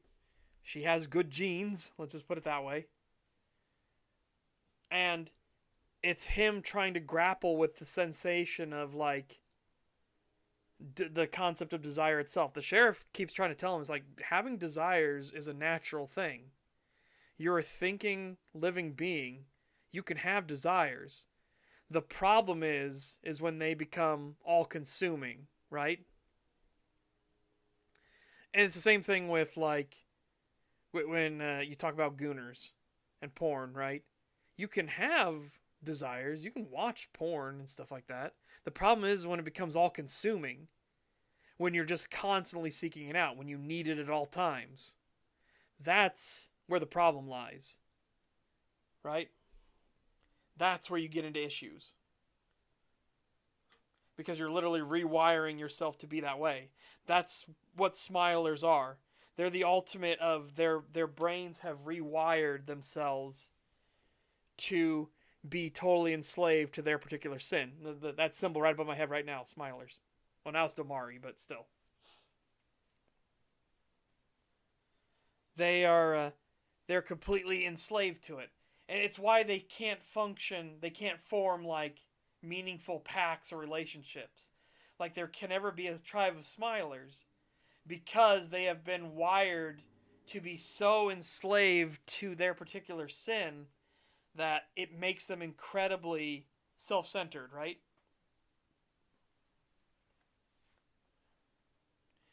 We haven't finished Drop Hard. Don't say nothing. No spoilers. Remember, I haven't done Abiotic Factor. I haven't finished Abiotic Factor either.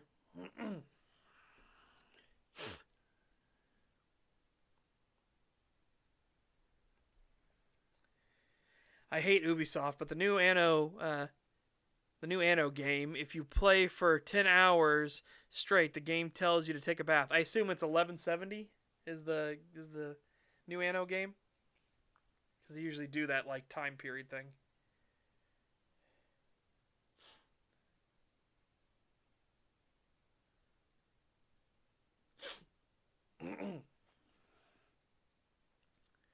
Yeah. Oh, it's a Rome-based game. Interesting. Oh, damn.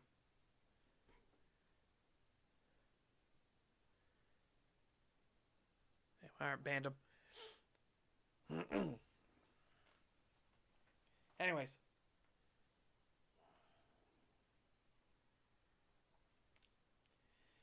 yeah. So that's again, this is what we're getting into with when it comes to it. It's going to be an actual relationship, a back and forth, a give and take sort of thing. And she needs to understand, like, again, there is a concept out there that like some people need killing, right? But on the flip side, he needs to understand that violence isn't always the first answer, right? There are some people that need killing. Smilers need to be killed, right? For the good of everyone, smilers have to be dealt with. They aren't a threat that you can just like, oh, maybe they'll get better. House of Desire is actually going to directly relate into this, where there is a lust smiler, but he's like waffling back and forth. He's on that verge, right? He's in that downward spiral where he's like flicking back and forth between.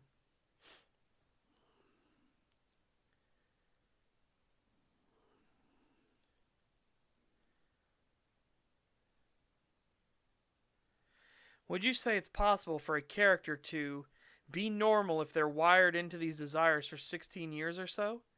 Got another character to deconstruct here and hope to see if I can fix her tropes. Well, it vastly depends, right? What do you mean by wired in? Like, if you're being like brainwashed and indoctrinated into it, very unlikely. It's the same thing with smilers, right? Jonathan Olvither himself says you can potentially save a smiler. You could pull them back from the abyss. Potentially. The problem is that for it to be successful, the smiler themselves has to want to change. And that's not usually worth the risk. That's not worth the risk. It's better to just kill the smiler and not bother. But Jonathan's going to have this crisis, this moment of consciousness when it comes to a lust smiler within his series, because he's seeing them falling into the temptations, but also trying to resist them. Right? They're having those moments where it's starting to look like they're literally going to split. They're going to form a split personality because they're resisting so hard, but they'll have moments where they can't help themselves and they indulge.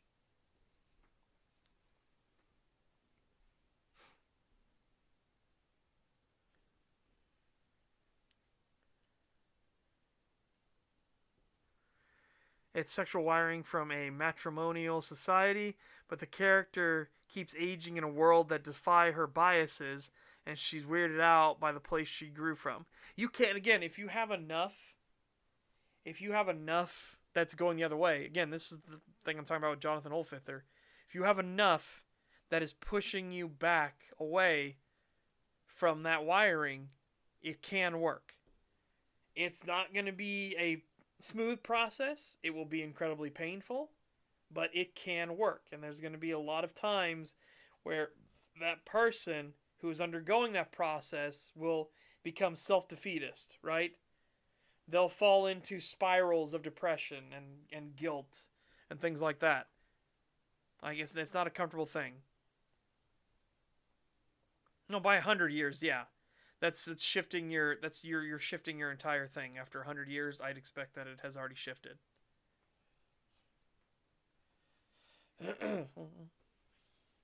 Yeah.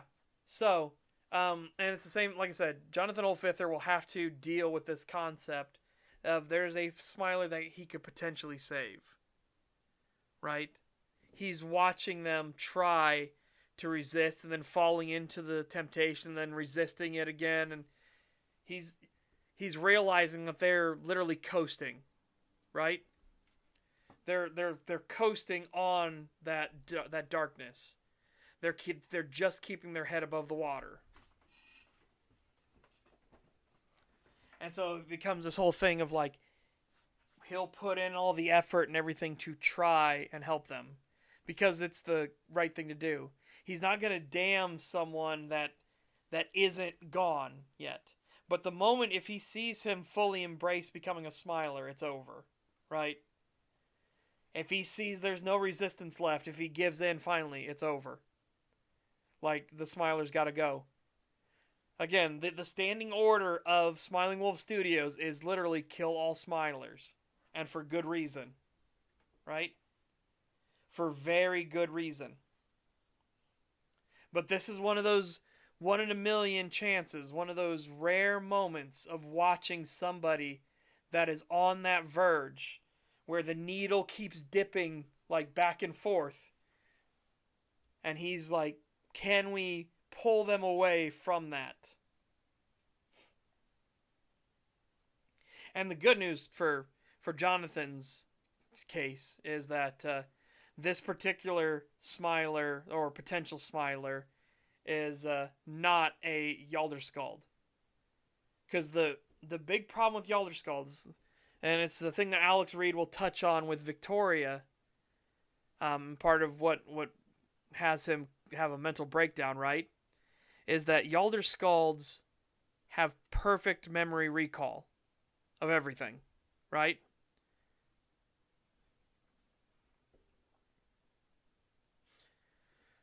No. There have been other attempts. But they've usually failed, right?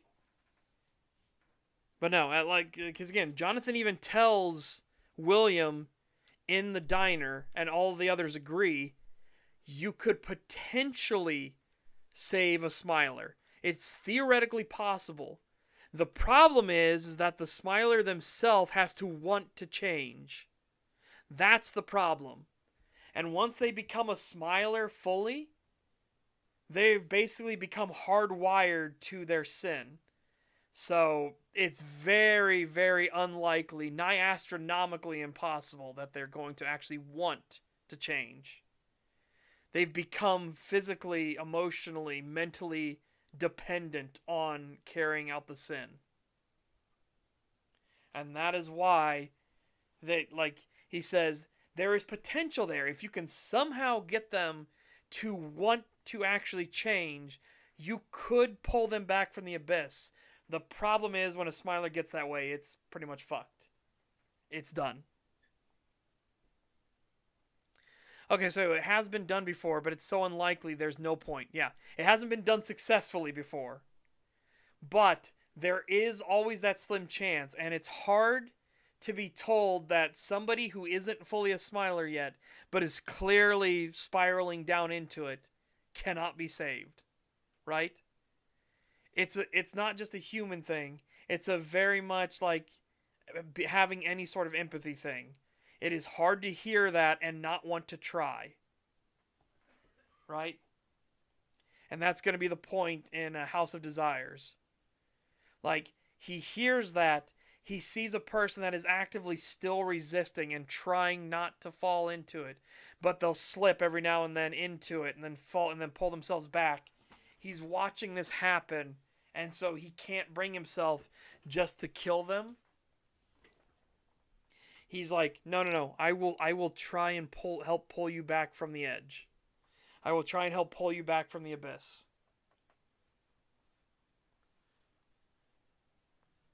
Because, like I said, once you become a smiler, it's over. Like, you can no longer form actual, like, true bonds or relationships. It's all pure self-interest, right? It becomes sociopathy. The smiler only chases their sin. There are no concepts of camaraderie or anything like that.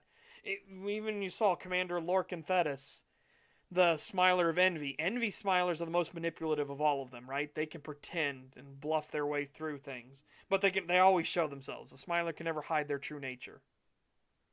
But they can say, like, things and give compliments and, oh, good job and everything, right? When meanwhile you can see it in their eyes. Their eyes have nothing. There's no empathy there. There's no actual understanding there. They're soulless. They're hollow.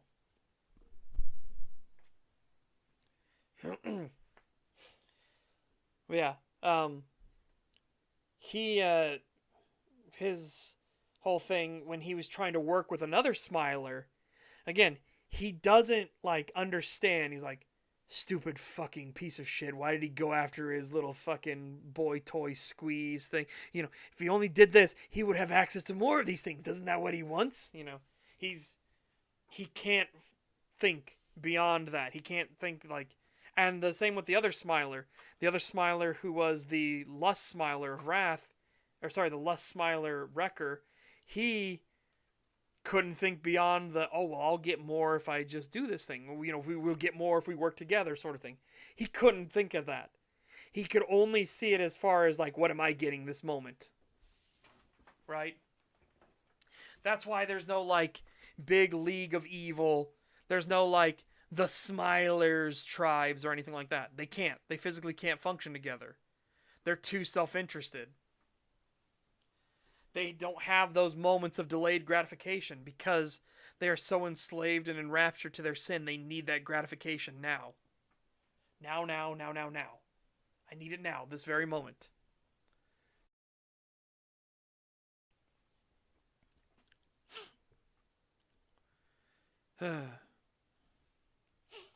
Yeah, so, again, and the only reason Jonathan is even more willing to try with this one is because this one's not a Hjalderskald. As I said, Alex will explain to Victoria, being a Hjalderskald has so many benefits, but there is a terrible burden to the idea that you can remember everything perfectly. Because you need to imagine all of those horrific things, all those nightmares, all those things you see that would haunt a normal man until they can eventually let it go. You can't. They will be there fresh, perfect, never fading. Sure, you'll never forget the face of a loved one, no matter how long it's been. But you'll never forget the horrible sensation you felt or the sight you saw when you saw them killed before you. Right? You'll never forget that. You can't. The way the Hjalderskalds work, the coping mechanism they have for it, is they start to imagine their memories as an archive, a library. And so long as you don't go down certain aisles, so long as you don't look for certain books, or it's not called to you directly, the memory will sit there idle, and it won't, like, flash before your eyes again. So that becomes the problem. The fact that this particular person who is on that verge, this particular Wolverine, who's riding that lightning, who's trying really fucking hard not to fall in front of it, is not a Hjalderskald, actually works in his favor. because he can have those bad memories and those temptations fade with time. So that's why Jonathan's willing to try even more, because he knows that, hey, your memory can actually fade. You won't have that darkness constantly looming over you, or what thoughts you did, or what actions you took. Those memories will fade in time, and you can pave over them with the good. The Elder Scrolls don't have that. One of the things I had to re-add in Guardians of Nature, because I didn't emphasize why using the dirge was so damning to to Jonathan. Because one of the shadows is of a child, right? And again, the obvious emphasis, the obvious clue is that it's one of Jonathan's children that he lost. And because that memory is still there, because the child will always be part of the dirge of the dead, he has to live that memory every time he uses it. He has to remember losing that child every time he uses that capability, which is why it hurts him so much too when he uses it. Remember, the Dirge of the Dead is a big morale debuff when the Elder Skald uses it. It is incredibly fucking powerful because it can force compliance and force things to obey the Elder Skald no matter what they say and do. It is literally one of those ones where you could get them to actually, like, you're so depressed, just kill yourself. But it hurts. It hurts the Elder Skald using it. It hurts anyone else hearing it. So it's a very powerful tool that needs to be used very carefully.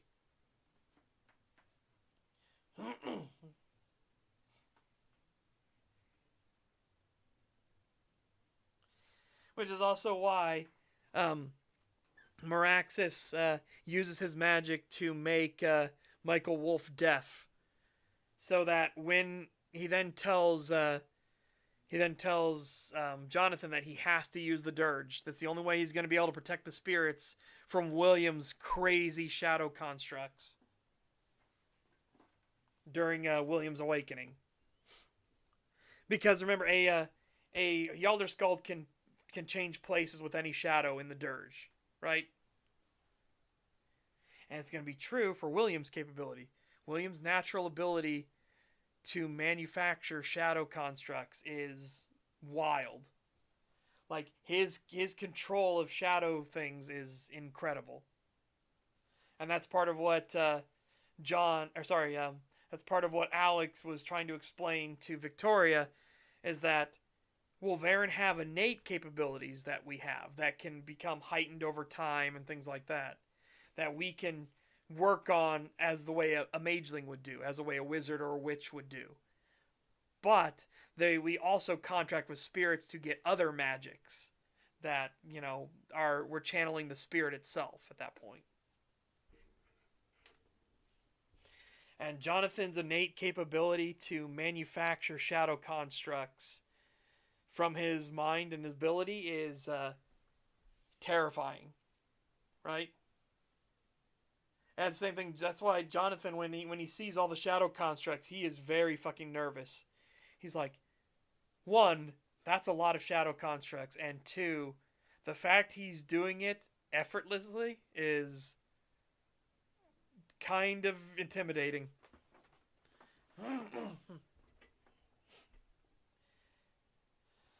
And it's the same thing he saw, and there was another thing he saw. He saw it wasn't just the shadow constructs either. It was the shadows themselves. That's the thing that really made his fur stand up on end. Was when he watched the shadows down in the bunker system where William awakened. When he watched the shadows themselves start dancing and singing and laughing. And when the shadow went over a person that was down there, they started ripping them to shreds. That's what he was like, okay, William's connection to the shadow magics of the 8 magics that mortals can have, of shadow magics, is quite terrifying.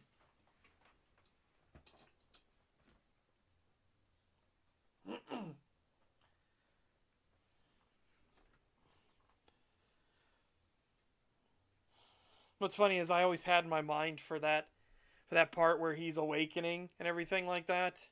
That all the shadow constructs and all the shadows on the walls being cast from him, we're all have this going through their minds. Hold on.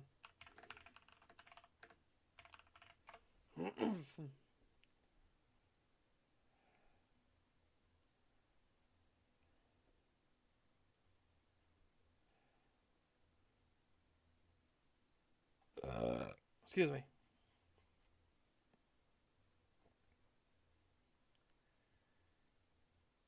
All right, I know this is gonna get the stream claimed, but I think this intro is just too fucking good.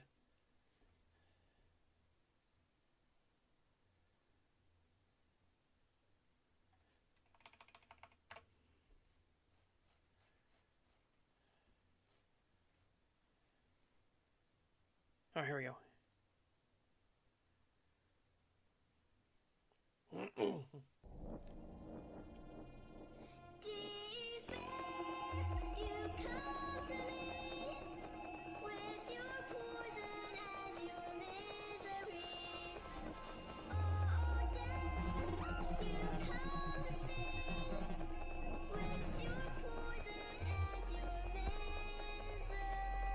And so William starts screaming, and all the shadows scream with him and start singing. Yeah, so go back a little bit.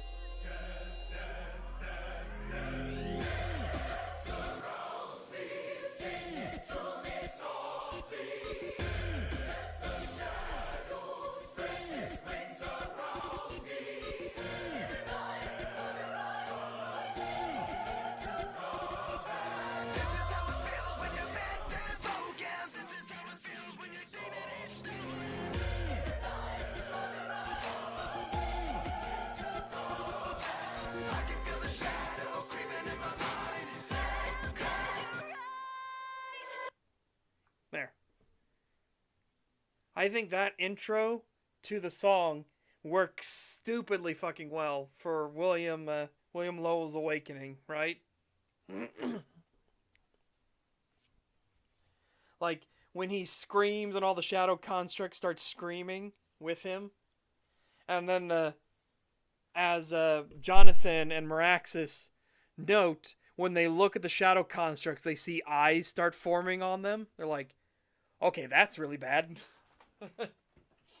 I mean, it's already bad that they're all screaming in unison with William, but now their eyes starting to form and everything on all of them. Which means they're becoming more and more tangible.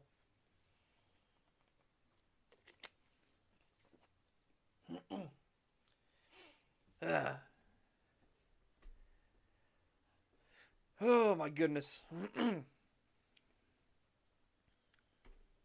So yeah. And one thing I wanted to do was because, again, the magic systems and everything in this, it's a very hard system, right? There are there are hard rules that cannot be broken except through some very, very specific exceptions. Again, like contradictory magics, right? You can't channel contradictory magics unless you're a dragon. But dragons are the spoke wheel of all magic. All 11 magics are that flow through and come from dragons. That's why one of the schools of magic is literally dragon magic. That's why magic is written in the dragon language. That's why there's a lot of draconic iconography and like movements when it comes to spell casting. Dragons have the capability to break what is the norm of no contradictory magics. That's why Meraxis can make steam weaponry and shit. Because he can break that rule of contradictory magics. But again, it is that hard rule, right?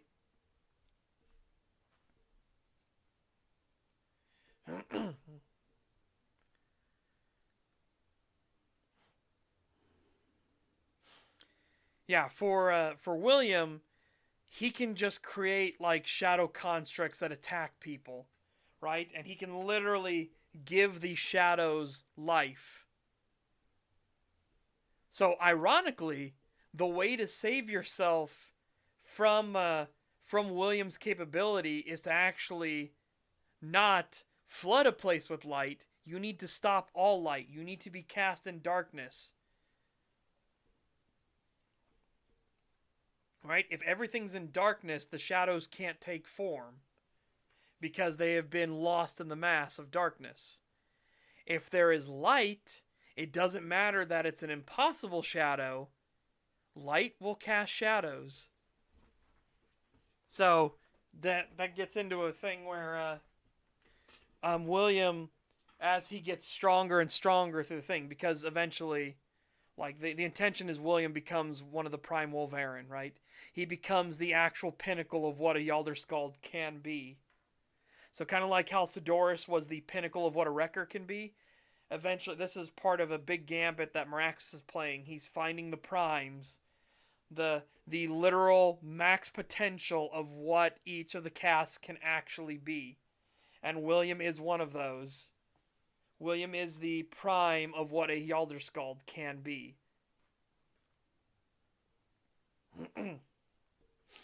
And his capability with the shadows is what cements it, right? And the part that I can't wait to get to is when there's this whole like base that the NDA sets up, and they've started realizing that shadow things are like what's hunting them and everything like that, and they kind of know that it's related to Grey Wolf, but they're not sure. So they set up a whole perimeter with like these big halogen lights and everything like that, and they're shining light everywhere. It's like there's not a single shred of shadow because there are such powerful lights all over the place.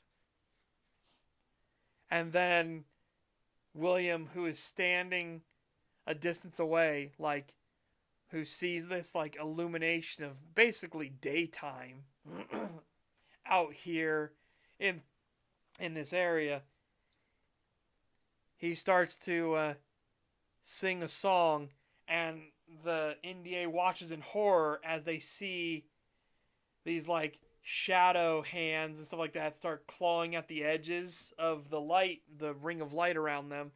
And then it starts getting worse, and they start seeing like creatures and things forming in it, and the shadows start like are walking and moving and sliding further and further towards them, and they're like, what the fuck is going on?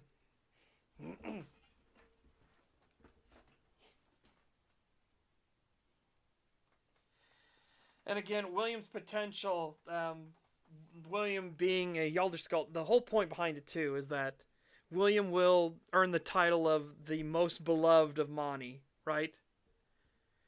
And as Michael finds out, like he talks with Jonathan, he's like, why does Mani love the Yaldaskald so much? Why is the Yaldaskald, are they the caste that Mani constantly admires and adores? Why does she give them preferential treatment? And Jonathan has pointed out to him, he's like, well, think about this logically. What is Mani's mood in the phase of the new moon? She's secretive and like hides away, shies away from everything. She doesn't want to be seen. She doesn't want to be noticed. So naturally, they would be neglected. But that is part of their gift, part of the gifts of their caste. They can literally swim in the shadows. That's a very powerful capability these Speya have. Well, what about Mani when she's in her crescent moon phase? Well, she's more mysterious and thoughtful. She's like more about contracts with the spirits and setting up mysteries and whispering of portents and fortunes to come. Again, it fits with what the Guthi are. They're much more connected to the spirits. They're much more spiritual. They're much more about like the esoteric nature of what the Wolverine are. What's Mani's personality during the half moon? Very reserved, very calm, judgmental, carrying out the like weight of what justice actually is. Like deciding and dictating between what is right and what is wrong. So very much calm and centered. What is Mani's personality during the full moon? Very aggressive, very hyperactive, angry, warlike. Revels in bloodshed and fighting. Wants there to be glory. Right? So what is Mani's personality during the gibbous moon?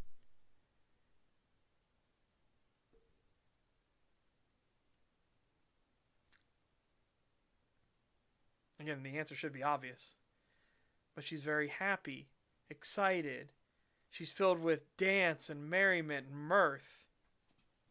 It's all about, like, the wonders of everything. The gibbous moon is the most dangerous of the moons for a reason. And it's not just because, like, I know how that sounds. Right? It's like, well, what about the full moon? It's like, no. The gibbous moon gives enough light that all the things that can see in the dark now see as if it's day, and their prey cannot. Because there's not enough moonlight to highlight the world in dark. So the world's darkness is still too dark for the prey to see, but the predator can. Right? It is the most dangerous moon, but it's the moon of revels and merriment and mirth. It is the moon of songs and dance, of remembering the past and, like, singing tales of new glories and futures to be had. That is why Mani cherishes the Yaldaskald the most. That's why they're the most beloved and favored. Because it's her personality. That is what the phase of the moon represents. So naturally, her personality would lend her to being that much more joyous and loving and caring. She's much more happy, like dancing around and singing herself.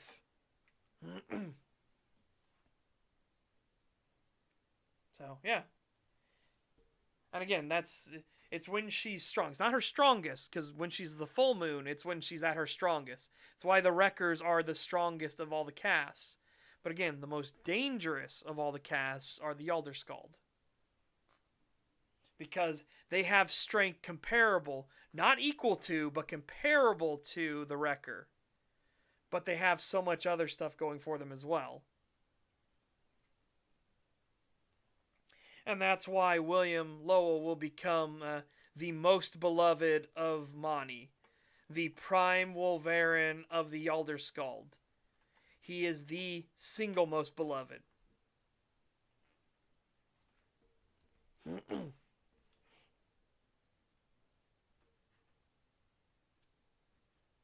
Put that stuff off the side. All right. Yeah, again, hopefully, I hope you guys find this stuff interesting. I do, but again, I'm biased because I'm the one building it all, right? I'm the one putting down all the rules and groundwork and everything. So I find it very fucking interesting. It's right up my tism. But hopefully you guys do as well. Because one thing I wanted was I didn't want a system of magic where things were very mundane. There's mundane magics and stuff in it too. You know, and when I say mundane, I mean where, oh, I cast fireball, I cast chain lightning, you cast the typical stuff. I wanted a magic system where people can get creative, where the magic allows for creativity. As long as you follow the hard rules, it's much more of a science than it is an art form. You have to be born with the capability of touching this magic, of utilizing this magic, of channeling this magic. But you can go through other means, through contracts with spirits. You can delve into magics and use magics that each spirit is dedicated with.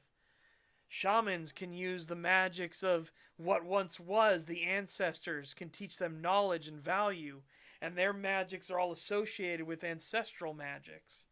You then have druids who use magics based around the the fauna, right? They do animal spirits, animal magics, the capabilities to give themselves speed or to give themselves stealth, to stalk and hunt. Wardens who use the magic of nature itself. They can utilize things like lightning and rainstorms and winds stuff that comes from nature itself.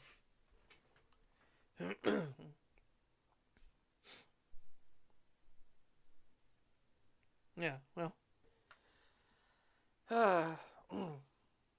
love hurts. Oh, love, absolutely.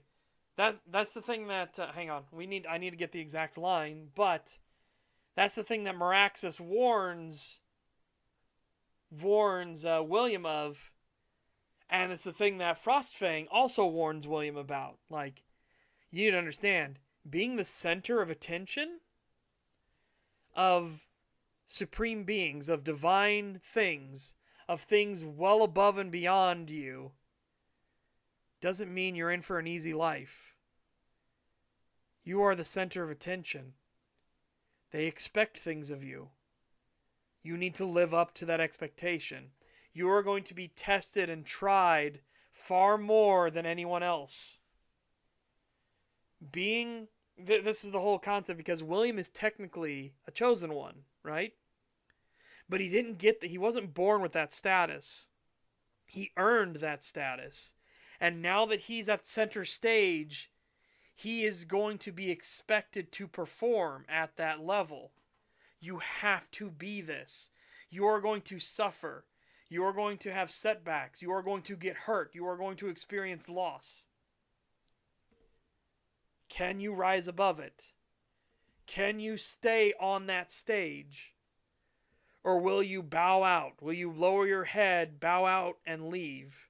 Will you like throw yourself off the stage? Will you shy away from it? Will you creep off to the side? Will you try to get backstage instead? And that becomes the problem, right?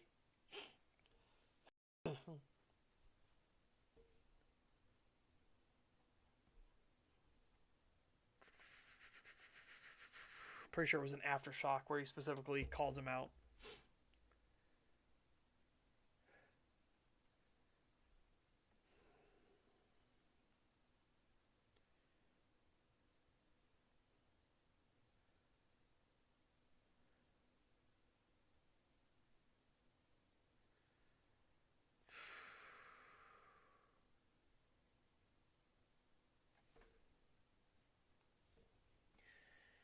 Oh, hang on. I just found a line I remember I liked. Come. The others will want to speak with you, and there are questions that need answered. The dragon gave a nod of his head, and this is when William focused enough to see the crown between his horns. Wait. Are you? The dragon didn't stop, but simply smiled as he walked casually out along the pavement and took in a deep breath of the cooling air as night took hold firmly. There, standing a few feet away, were a pair of wolves, one he had seen before and one he had not. This made him shuffle closer. Michael? I assume you're Jonathan. Correct on both, laddie.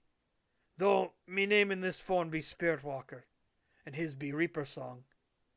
Tell me, lad, bit of an edgy one, don't you think? Have you ever heard the like of it? The orange wolf smiled and then let out a grunt as the black wolf backhanded his chest with a little force. It is good to finally lay eyes on you properly, William. We've had a bit of a rough go of it with you. Turns out you are way more adept at making shadow constructs than anyone ever could have guessed.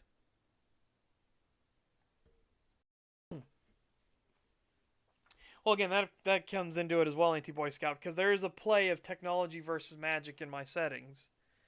But it's not that whole, like... I do admit that I was tempted to make something more like... oh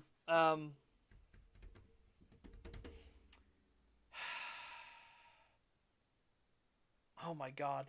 One of the Troika games. Holy fuck. My brain... I keep wanting to do like Arcs Obscura. It's like, that's not it. No.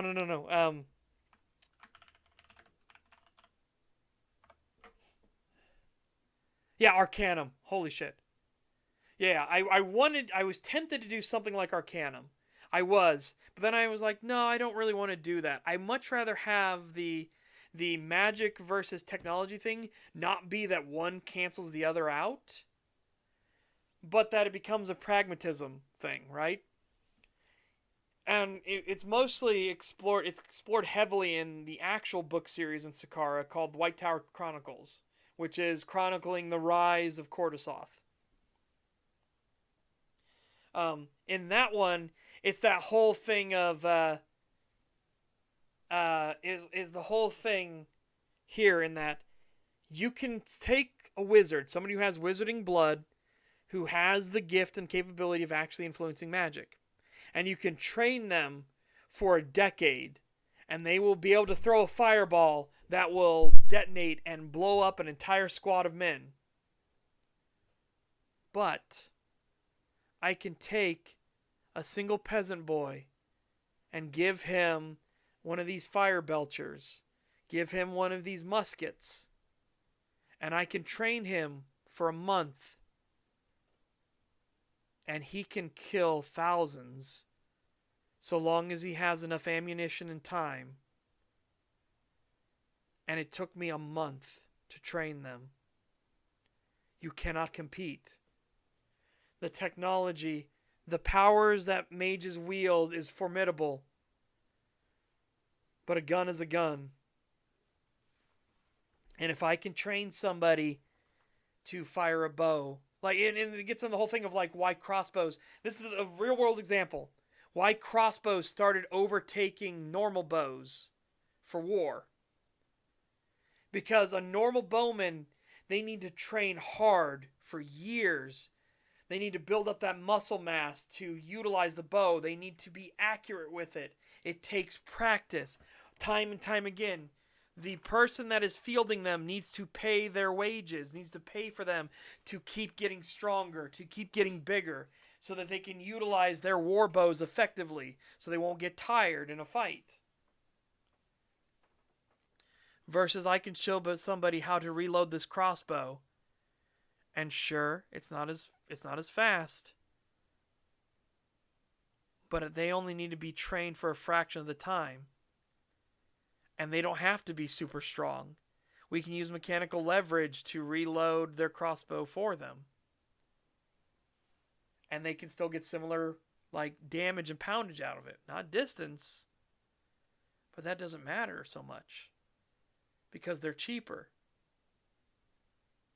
And this is why crossbows started replacing archers. Because you didn't need to be super strong to use a crossbow.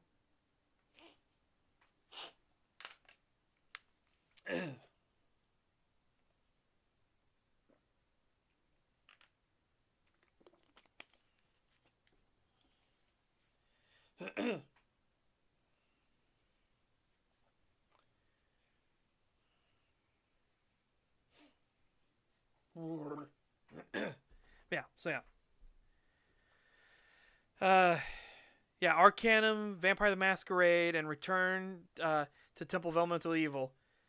And they're all janky in their own way, but they were all like genuinely some of the best games made in their genres, right? Unironically.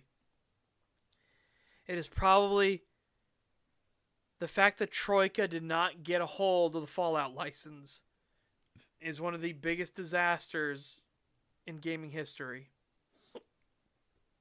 Troika almost had the Fallout license. Could you imagine a Fallout 3 that was created and written by Troika Games?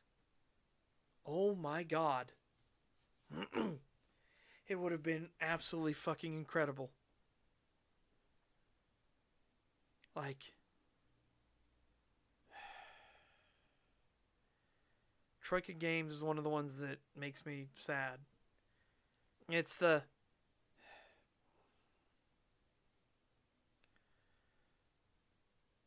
They're the ones that should have made it, right? They're the ones that actually with genuine talent and heart, that actually had care and craftsmanship. They should have been the ones that got it.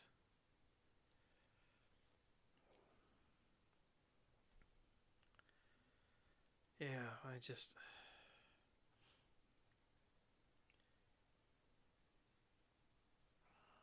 I'm incredibly, incredibly saddened by it.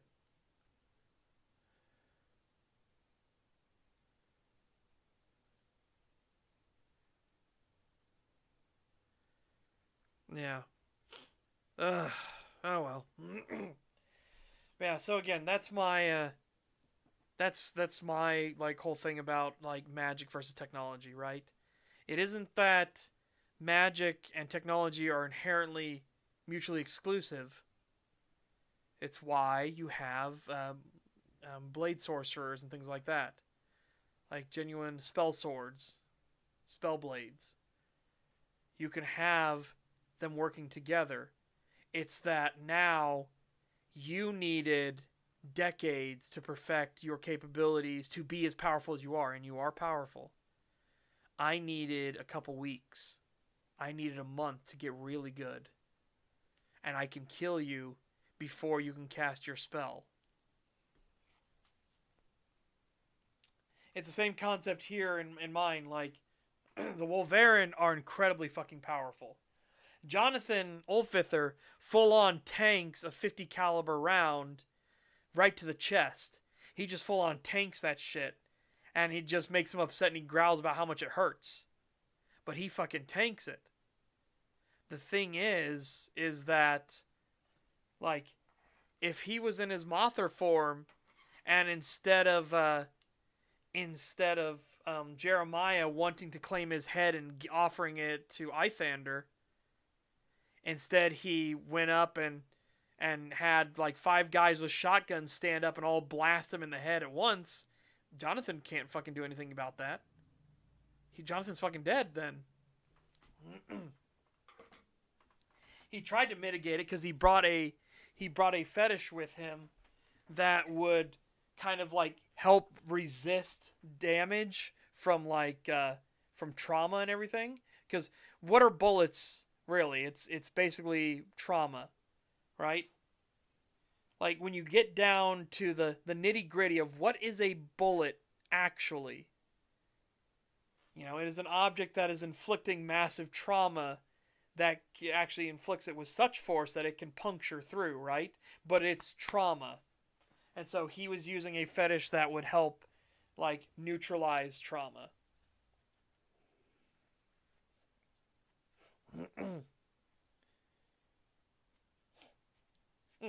See, and that's the whole point too. Is that what everyone's trying to set up with the thing that specifically. Let's jump back here real quick. When what gets explained is that things in the mundane world play into the spirit world. So there are spirits now of stuff like industry. There are spirits of construction. There are spirits of houses and things like that. Like it gets in the whole concept of like in Japan and everything like that. There are such things as like household spirits. Spirits that are guardians of this home that you can appease and everything. The same thing is happening in Sakara because the mundane is influencing the divine and vice versa, right? It's not just a one-way street, it's a two-way street.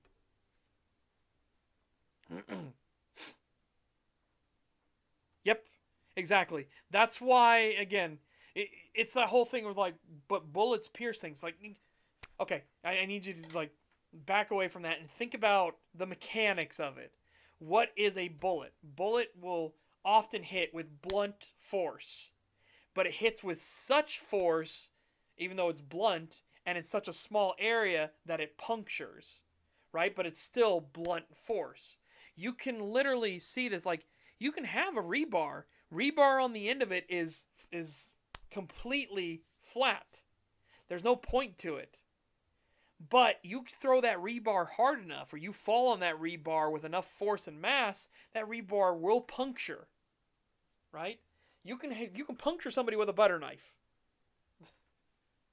You don't need an edge to puncture things.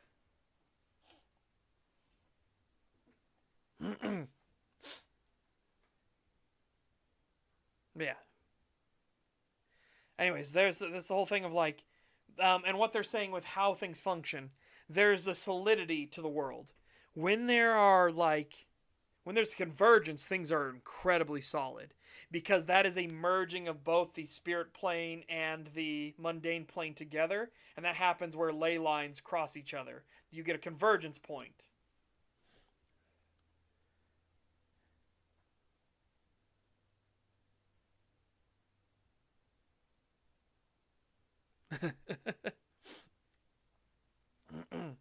Yeah.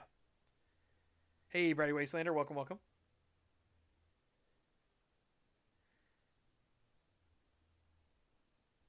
So my knee jerk reaction was that looks like Carl, but then I'm like, is that his name begins with an S? Yeah.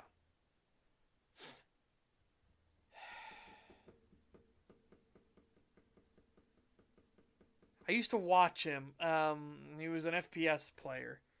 He it looks so. Yeah, it looks like Summit. It's a global icon, but it looks like Summit. And it being pew pew pew, that would make sense, right? Yeah. Anyways, sorry, just got distracted a little bit by the little emoji.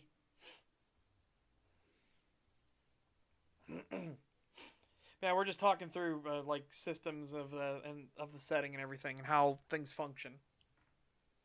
Yeah. So, anyways, there's a solidity aspect, and the same thing when a shifter awakens for the first time, they basically send like a ripple through the world, which is what allows them to slip into the other side easier because you've taken something that was solid and you've now made it wobbly, right? Because you've awakened. Your spirit and your mundane being have merged, and you have awakened into the capability to shift your form. That goes for all shifters. That's how shifters, when they have their awakening, they can escape a situation because the area that they awaken in has now been disrupted. The only place this doesn't happen, and it's in a weird bit of a paradoxical system, is convergence points. When you control, if your tribe controls a convergence point, you can shift through it whenever you want.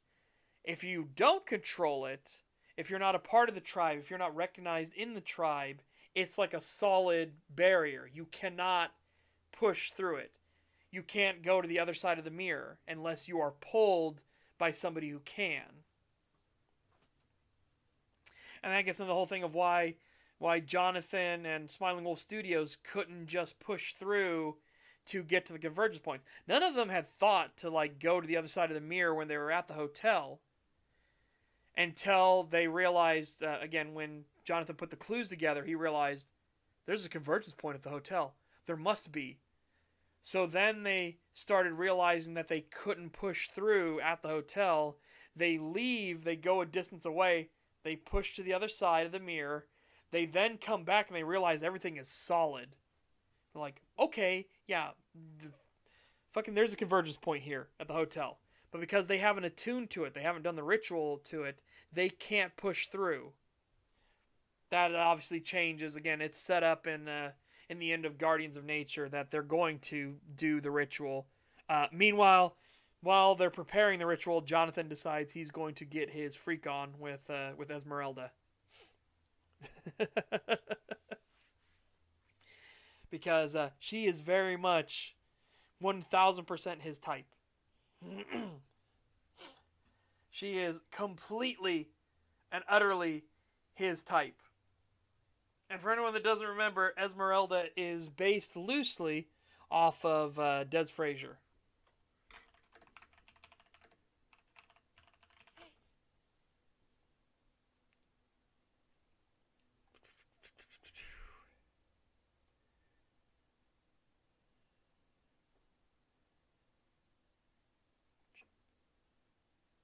Let's see. We do that one.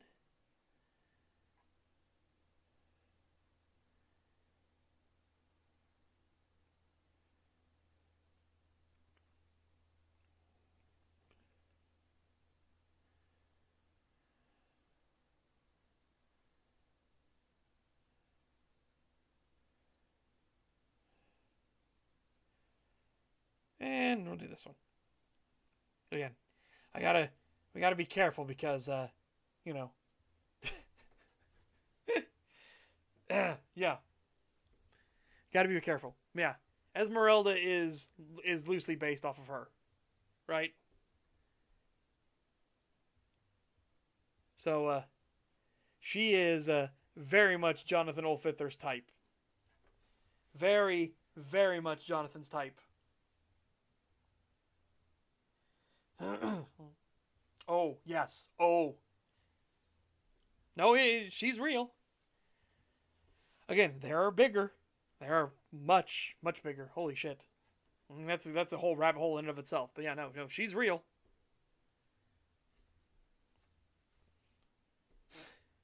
Cross eyes.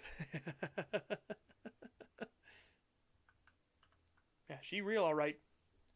There are much, much bigger, and there are much, much bigger that are natural. Hers aren't. She does have expanders, but there are ones that are much bigger and they are natural. Shockingly.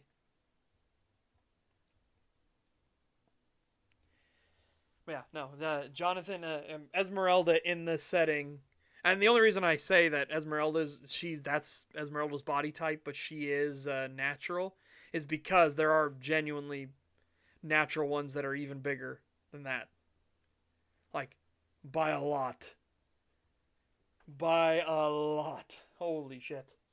It's kind of that whole thing on the flip side, where you have elephantitis. Um, yeah, like again, bigger isn't always better, but Jonathan very much a big fan of bigger.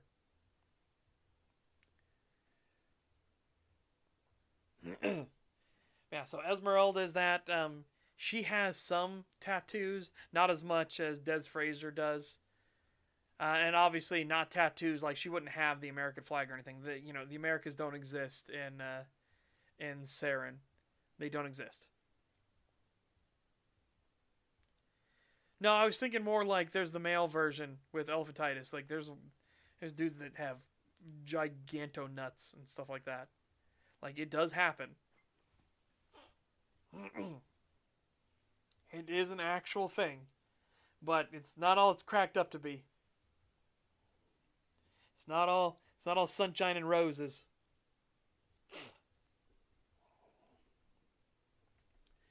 Yeah, so Esmeralda is very much like that. She has a bit more tanned skin, but she comes from the Lizardman continent, right? That's where she originally was from. A lot of the thing is that there's not just like it's another thing in fantasy you see too often where you'll have like Goodistan, right? And they are this entire continent that is entirely Goodistan. And then there is the dark continent as evil Wickedville, sort of thing. And then Neutralia, something like that. And there's only like really 3 countries in the entire fucking world, right? It's like that's not how things function unless you get like an overwhelming force. Rosentia has that potential to be an overwhelming force. Rosentia, in fact, has taken over its continent. But there isn't just like the Golden Dawn Imperium. It's not just Rosentia, the Golden Dawn Imperium, the Dwarven enclaves and everything like that. No, it's not like that. There are actually like 60 countries in on Saren, right? It's just these are the big superpowers. The biggest superpower being Rosentia itself.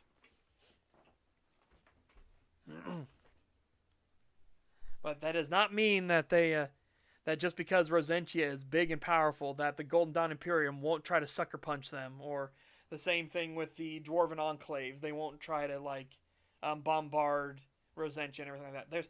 There's too much in a weird twist again, because diversity is not in fact a strength, and this is the whole point of Saren and a lot of the Guardians of Nature thing is diversity of thought is a good thing. Diversity of cultures is not. All of these cultures cannot coexist with each other. They cannot intermix. Right?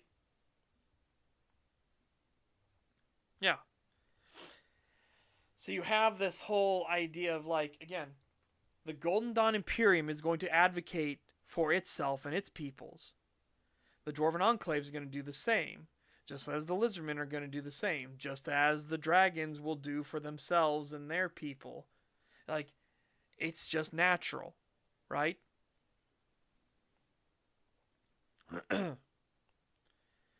So, yeah, again, Rosentia has taken over its continent, but that's because it's strong enough to do so. The Golden Dawn Imperium has taken over its continent. The Dwarven Enclave has not, and it's not that they're not strong enough, but the Dwarven Enclave is that. They are multiple enclaves of different clans and families and interconnected like alliances and allegiances and ones that they don't like and they do like. So they haven't taken over theirs yet. The Lizardmen haven't taken over all of theirs yet. Like there are like I said, 60 countries on Saren. There's a lot of different diversity of like culture and everything, and they do not get along. And because there's so much diversity of race as well, because there's the dwarves, as I made the list, there are the dwarves, the elves, the gnomes, the halflings, the Litzorin, who are the lizard men, the Gatsorin, who are gator men. Basically, they're a subset of lizardmen, but they're a different one. They have different needs and everything. You have the humans. You have the Drakine, the Drakmolkine, the Dracorin. Like, there are all these different races, and that causes natural conflict because they all thrive in different settings. They all want different things, and that's just natural. That's the way things work. You need a unified culture. That's what has strength. Again, diversity of thought and opinion is fine. It is a strength to think outside the box. It's the whole 10th man argument, right? But you cannot have diversity of culture. You need to have a monoculture that can then have different aspects and sub-aspects of it, but they all need to adhere to that one culture. That's how things function. Like Rosentia is a monoculture. It is Rosentia first. That is its culture. But it has subcultures within it, which is totally fine. Because they are subcultures that adhere to the overall culture. It's the whole native problem, right? The U.S. has the problem with Native Americans. And it's because we didn't force them to assimilate. So now their culture is now a foreign and different thing. Tribal laws and everything like that.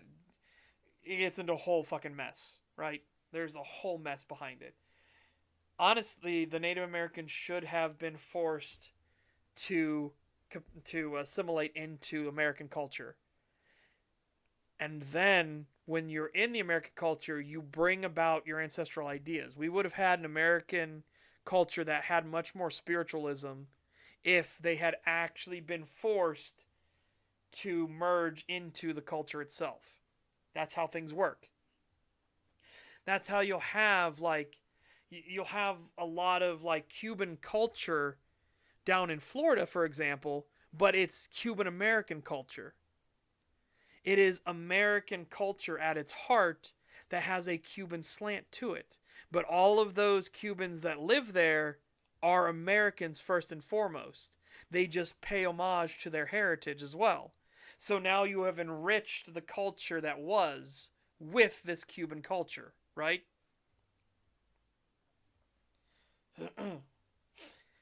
Yeah. Again, tribal lands and tribal law is a fucking disaster. It's a genuine disaster. Rosentia doesn't have that. Rosentia forced native populations to become part, to meld with it. But that's also why Rosentia is the way that it is. It isn't like it has a lot more spiritualism in it. It has more concepts of these ideas because they actually forced native populations to meld with the culture. So now the culture has been enriched by it.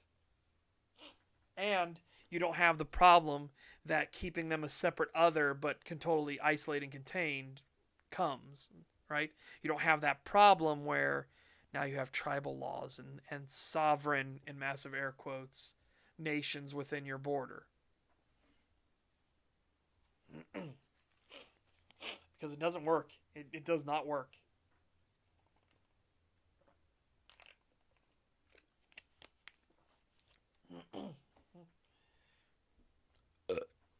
Excuse me.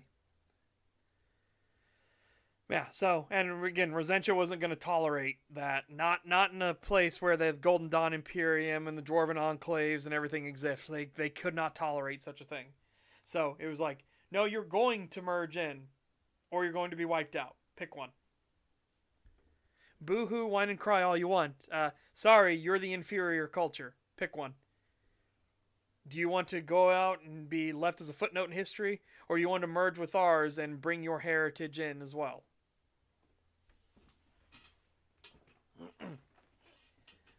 We will not allow for any of this nonsense to go on. We've got too many enemies. And again, it's not the paper tiger situation. The whole thing with the United States is we have enemies, but they're very much paper tigers, right? Not saying they're not dangerous, but the United States is a hyperpower, and it's the only hyperpower in the world. Nobody else even comes close. That's just a fact, right? Doesn't mean we can't be hurt. We can be fucking hurt. We can be bloodied. But no, the U.S. is a hyperpower. Russia is a paper tiger. China's a paper tiger, right?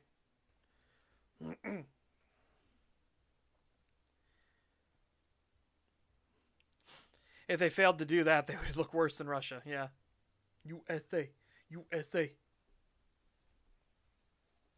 Again, it's that whole thing. It's the whole truthism. They hate us because they ain't us.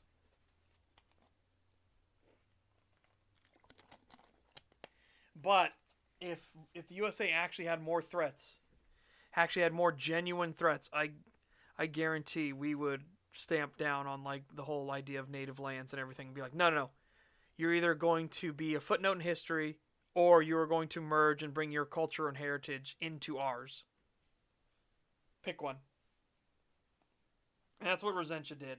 Rosentia's like, nope, you get to pick one. That's it. That's your only options. There's no negotiating thing. There's no, well, we get to keep our tribal lands. No. That land is going to become our land. You can still live on it. You can still have your culture and heritage here. That's totally fine. But that land is now our land. You don't get to have it your own way.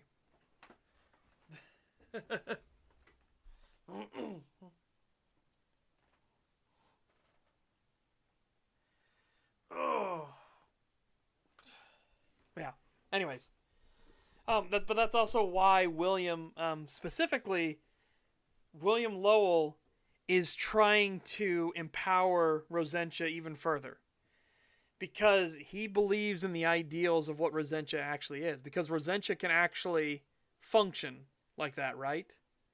Rosentia can actually function with the ideas of dissenting opinion and everything. It's why he first tries to fix the NDA. He goes to the director and tells them the NDA needs to be purged again and we need to change how it works. And when the director rebukes him, when the director denies him, that's when he decides, okay, well then the NDA must be purged. The NDA has now become a sickness that is weakening Rosentia as a whole, and I will not see Rosentia weakened. Because he believes Rosentia is the one that is most capable of having revealed to the people, to all the peoples of the world, that, hey, werewolves exist, and not collapsing, right? And not immediately go into pogroms and purges and go into a fucking spiral of disaster. He believes in the strength of Rosentia and what it represents. And so that's why when he creates Grey Wolf, that's why he starts his shadow war against the NDA. Because he will force it to no longer become a sickness weakening Rosentia and terrifying the citizens and everything. Again, it's the CIA problem we have in real life, right? Where who watches the CIA, really? Like, need I remind you the Finders existed? Like, holy shit. There's a... Yeah, no. Fucking no. Something's got to be done. The status quo cannot hold.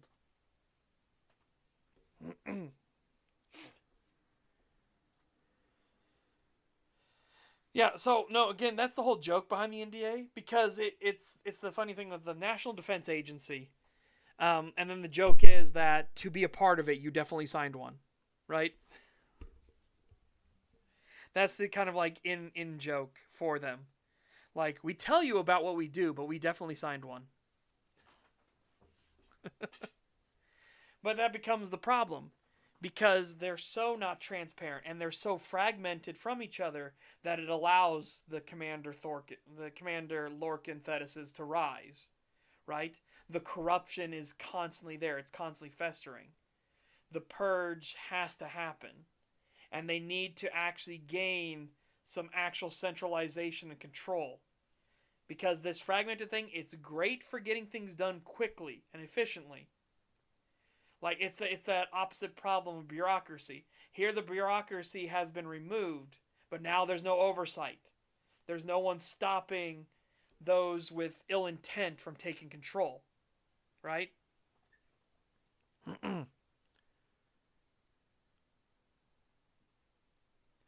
And the whole point behind what William is trying to do. Okay, so Rob Parr gets into the whole thing of like the unfortunate like easy solution to this is an oversight committee to watch them, right? Who watches the Watchmen? The Watchman's Watchmen. Who watches the Watchman's Watchmen? The Watchman's Watchmen. Who watches them? The Watchmen. It's like no. What you need to do and what William is going to do is you need them to police themselves properly. You need the watchers to watch themselves as well. There needs to be an internalized system that allows for the airing of these sort of like corruptions, a way to self-purge and clean the system properly. That's what he wants. It takes more work, but if you get the Watchmen to watch themselves in the same way that the Guardians of Nature are ever vigilant against themselves because of the temptations, you need that in the NDA. And that's what Grey Wolf is now going to provide. He is going to give an out for all those within the NDA who see the corruption and want it to change. That's where his recruitment comes into, right?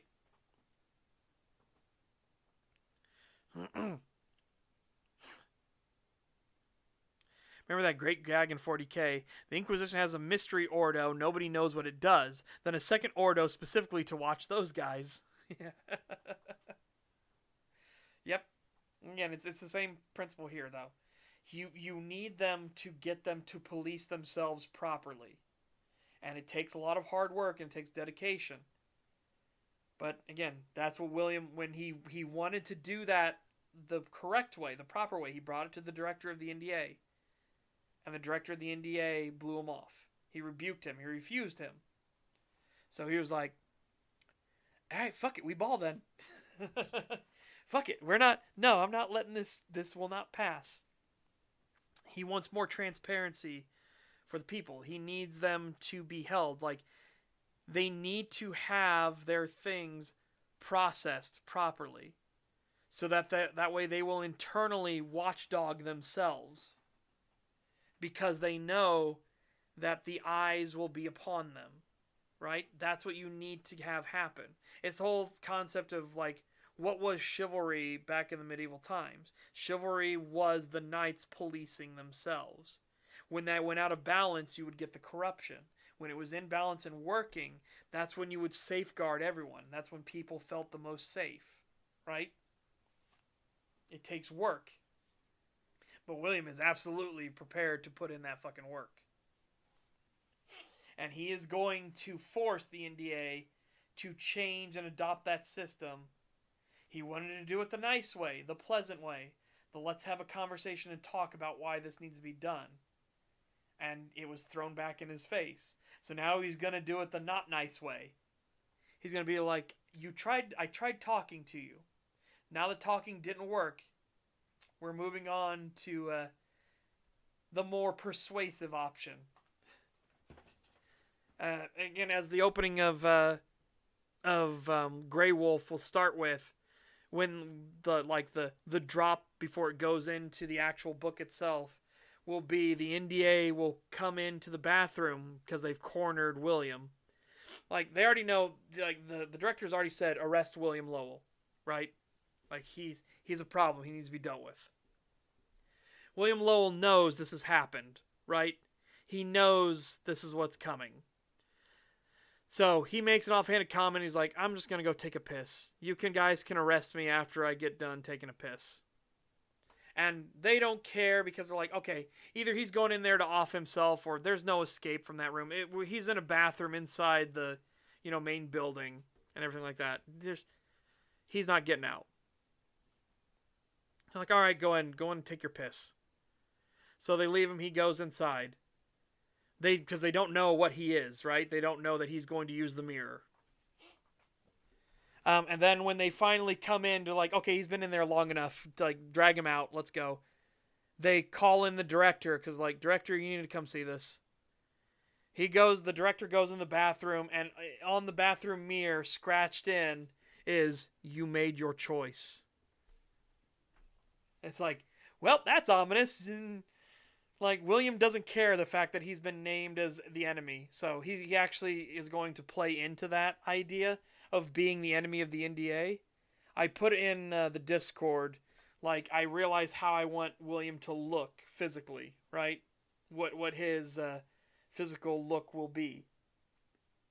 So, in his human form, he has a PMC uniform, combat boots, a tactical belt. When dressed down, has the overcoat hanging over his shoulders, held on by a clasp, mimicking a cape. He has a beret with a wolf face mask, stylized in a sort of gunmetal silver, basically playing into the devil stereotype for the NDA during the Shadow War against them. Basically, he's going to use psychological warfare, right?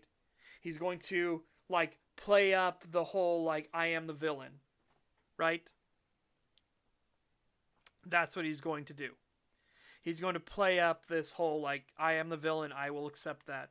You know my name, you knew my face, and now I'm going to play into this idea of Grey Wolf will be your villain.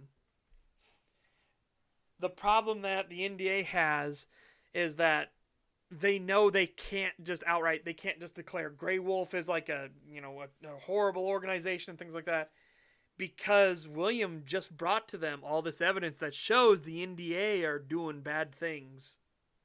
And he has all of this stuff signed. He has all the receipts.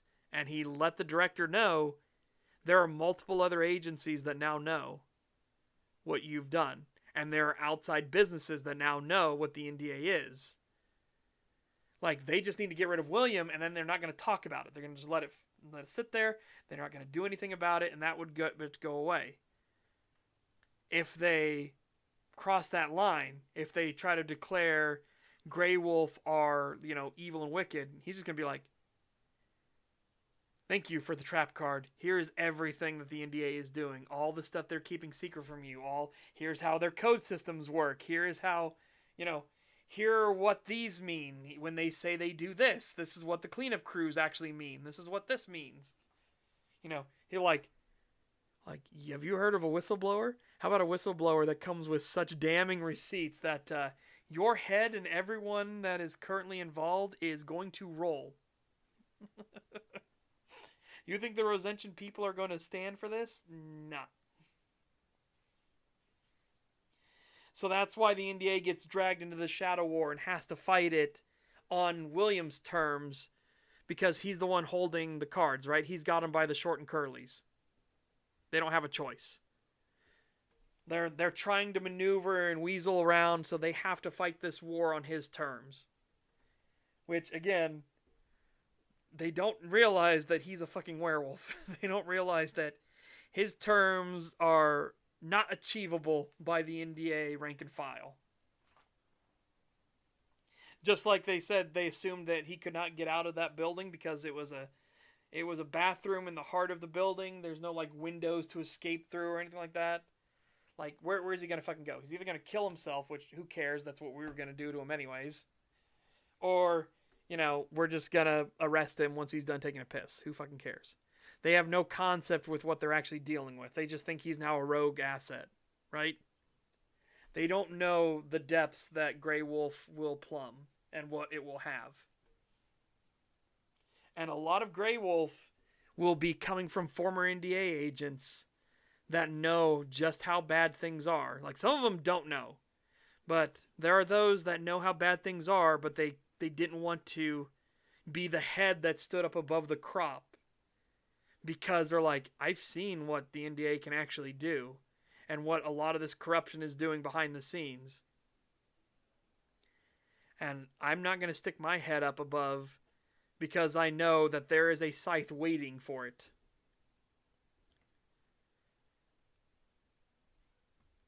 It's a war they can believe. They've shadow conflicts and shadow wars they understand.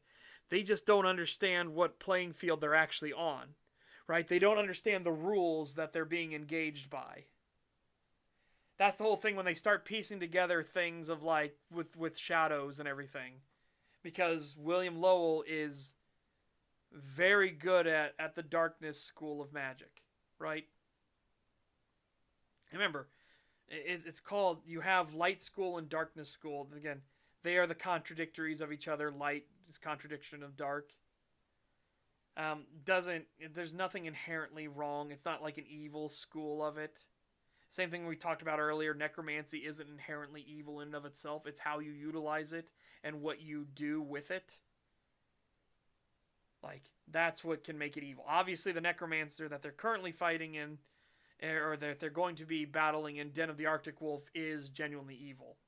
And I tried to put that across by the like twisted abomination chimera that he made, right? That's clearly more malicious intent behind it.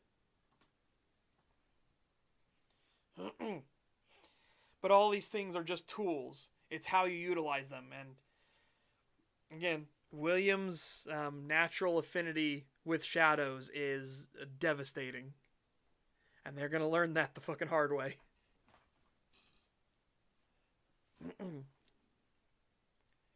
Alright, anyways, chat, I'm going to go to the bathroom real quick. And actually, it's one. We've been shooting the shit and talking a lot. I've definitely enjoyed it. I enjoy this kind of stuff, but I hope you guys do too, right? Like, I love talking about this, and I love like laying out like the rules of how the world and everything works and stuff.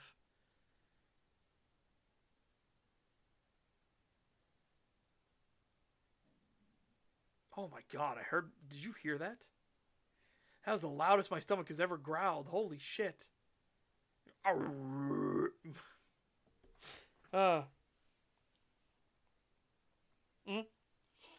Again, Meraxes had necromancers that worked for him.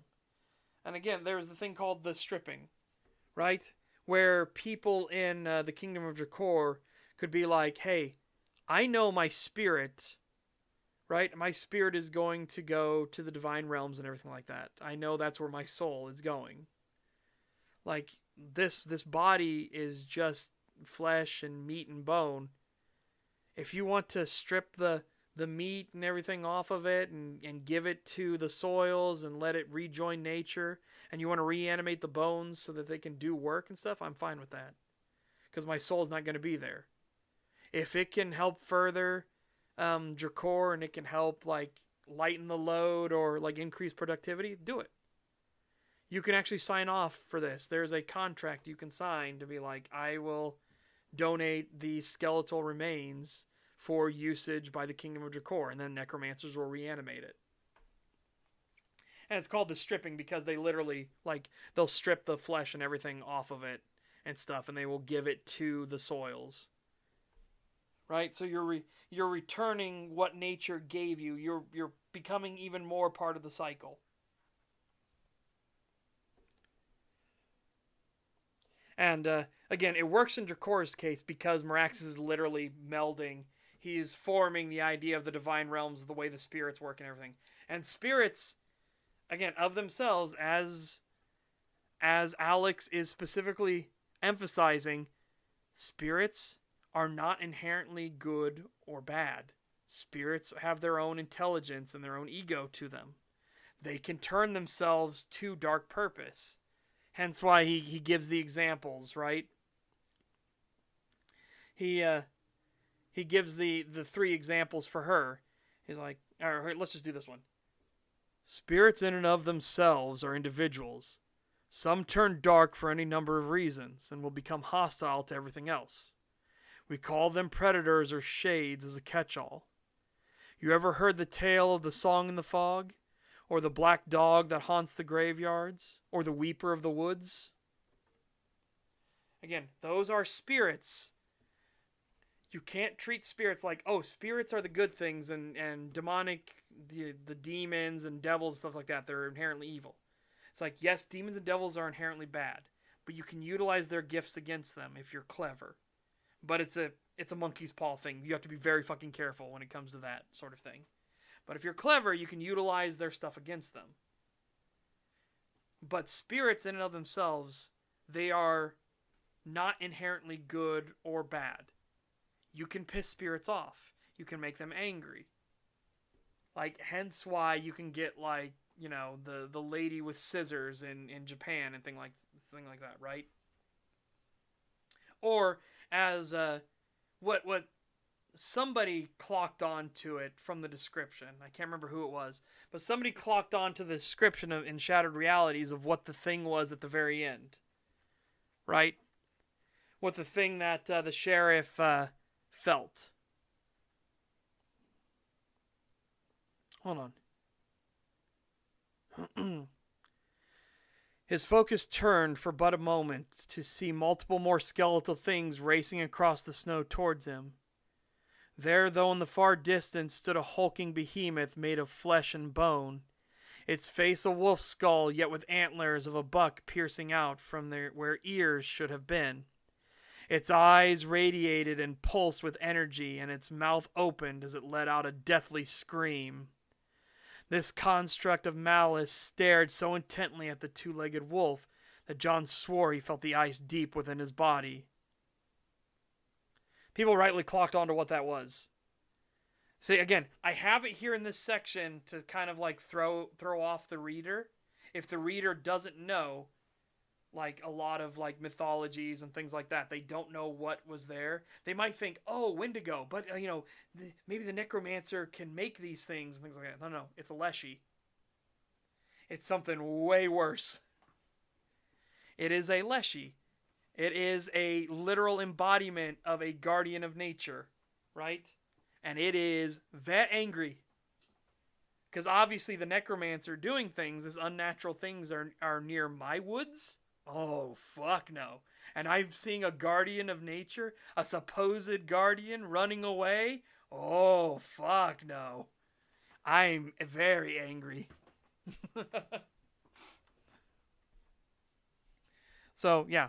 Again, somebody clocked onto the fact that it wasn't a Wendigo. Somebody figured out that it was a leshy. From the description and everything. And the fact that I said it had eyes, right? Because I made emphasis, like last time we talked about that section of the book, that eyes are important. And this thing has eyeballs. This thing has eyes. Not eye sockets. This thing has actual eyes.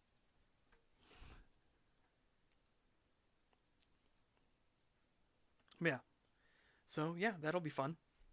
So now the Wolverine basically have to go and, like, give audience to this leshy and be like, hey, whoa, hold on. There are not that many of us around, right?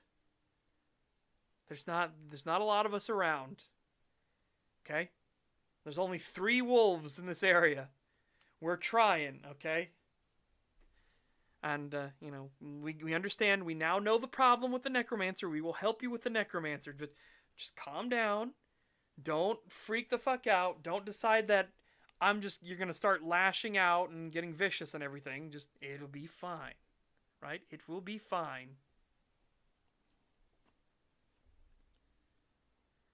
So yeah, so they basically have to go try to appease it. But obviously it's very not pleased with everything going on.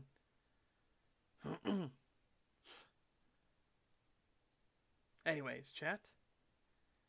I think we will call it there for now, because that'll give me a chance to go make some, like, proper food. I'm very hungry. And yeah, my stomach keeps rumbling about.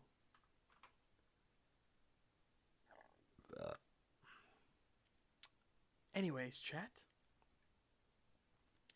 I want to say, hopefully you guys take care. Have a fantastic day. Stay safe and healthy. Get figure ripped. I hope you enjoyed today. Tomorrow, don't know what we're doing. No idea. I don't have anything planned or anything, so we'll see. In the meantime, though, remember on Saturday we're watching Mummy Returns. Should be a lot of fun. I genuinely enjoy it. Shame they never made any more movies. Yeah. And yeah, we can discuss all that stuff. We can discuss all the more stuff and things going on and everything, and having ourselves a good old time. And yeah, I will see ya tomorrow, everyone. Mm-hmm.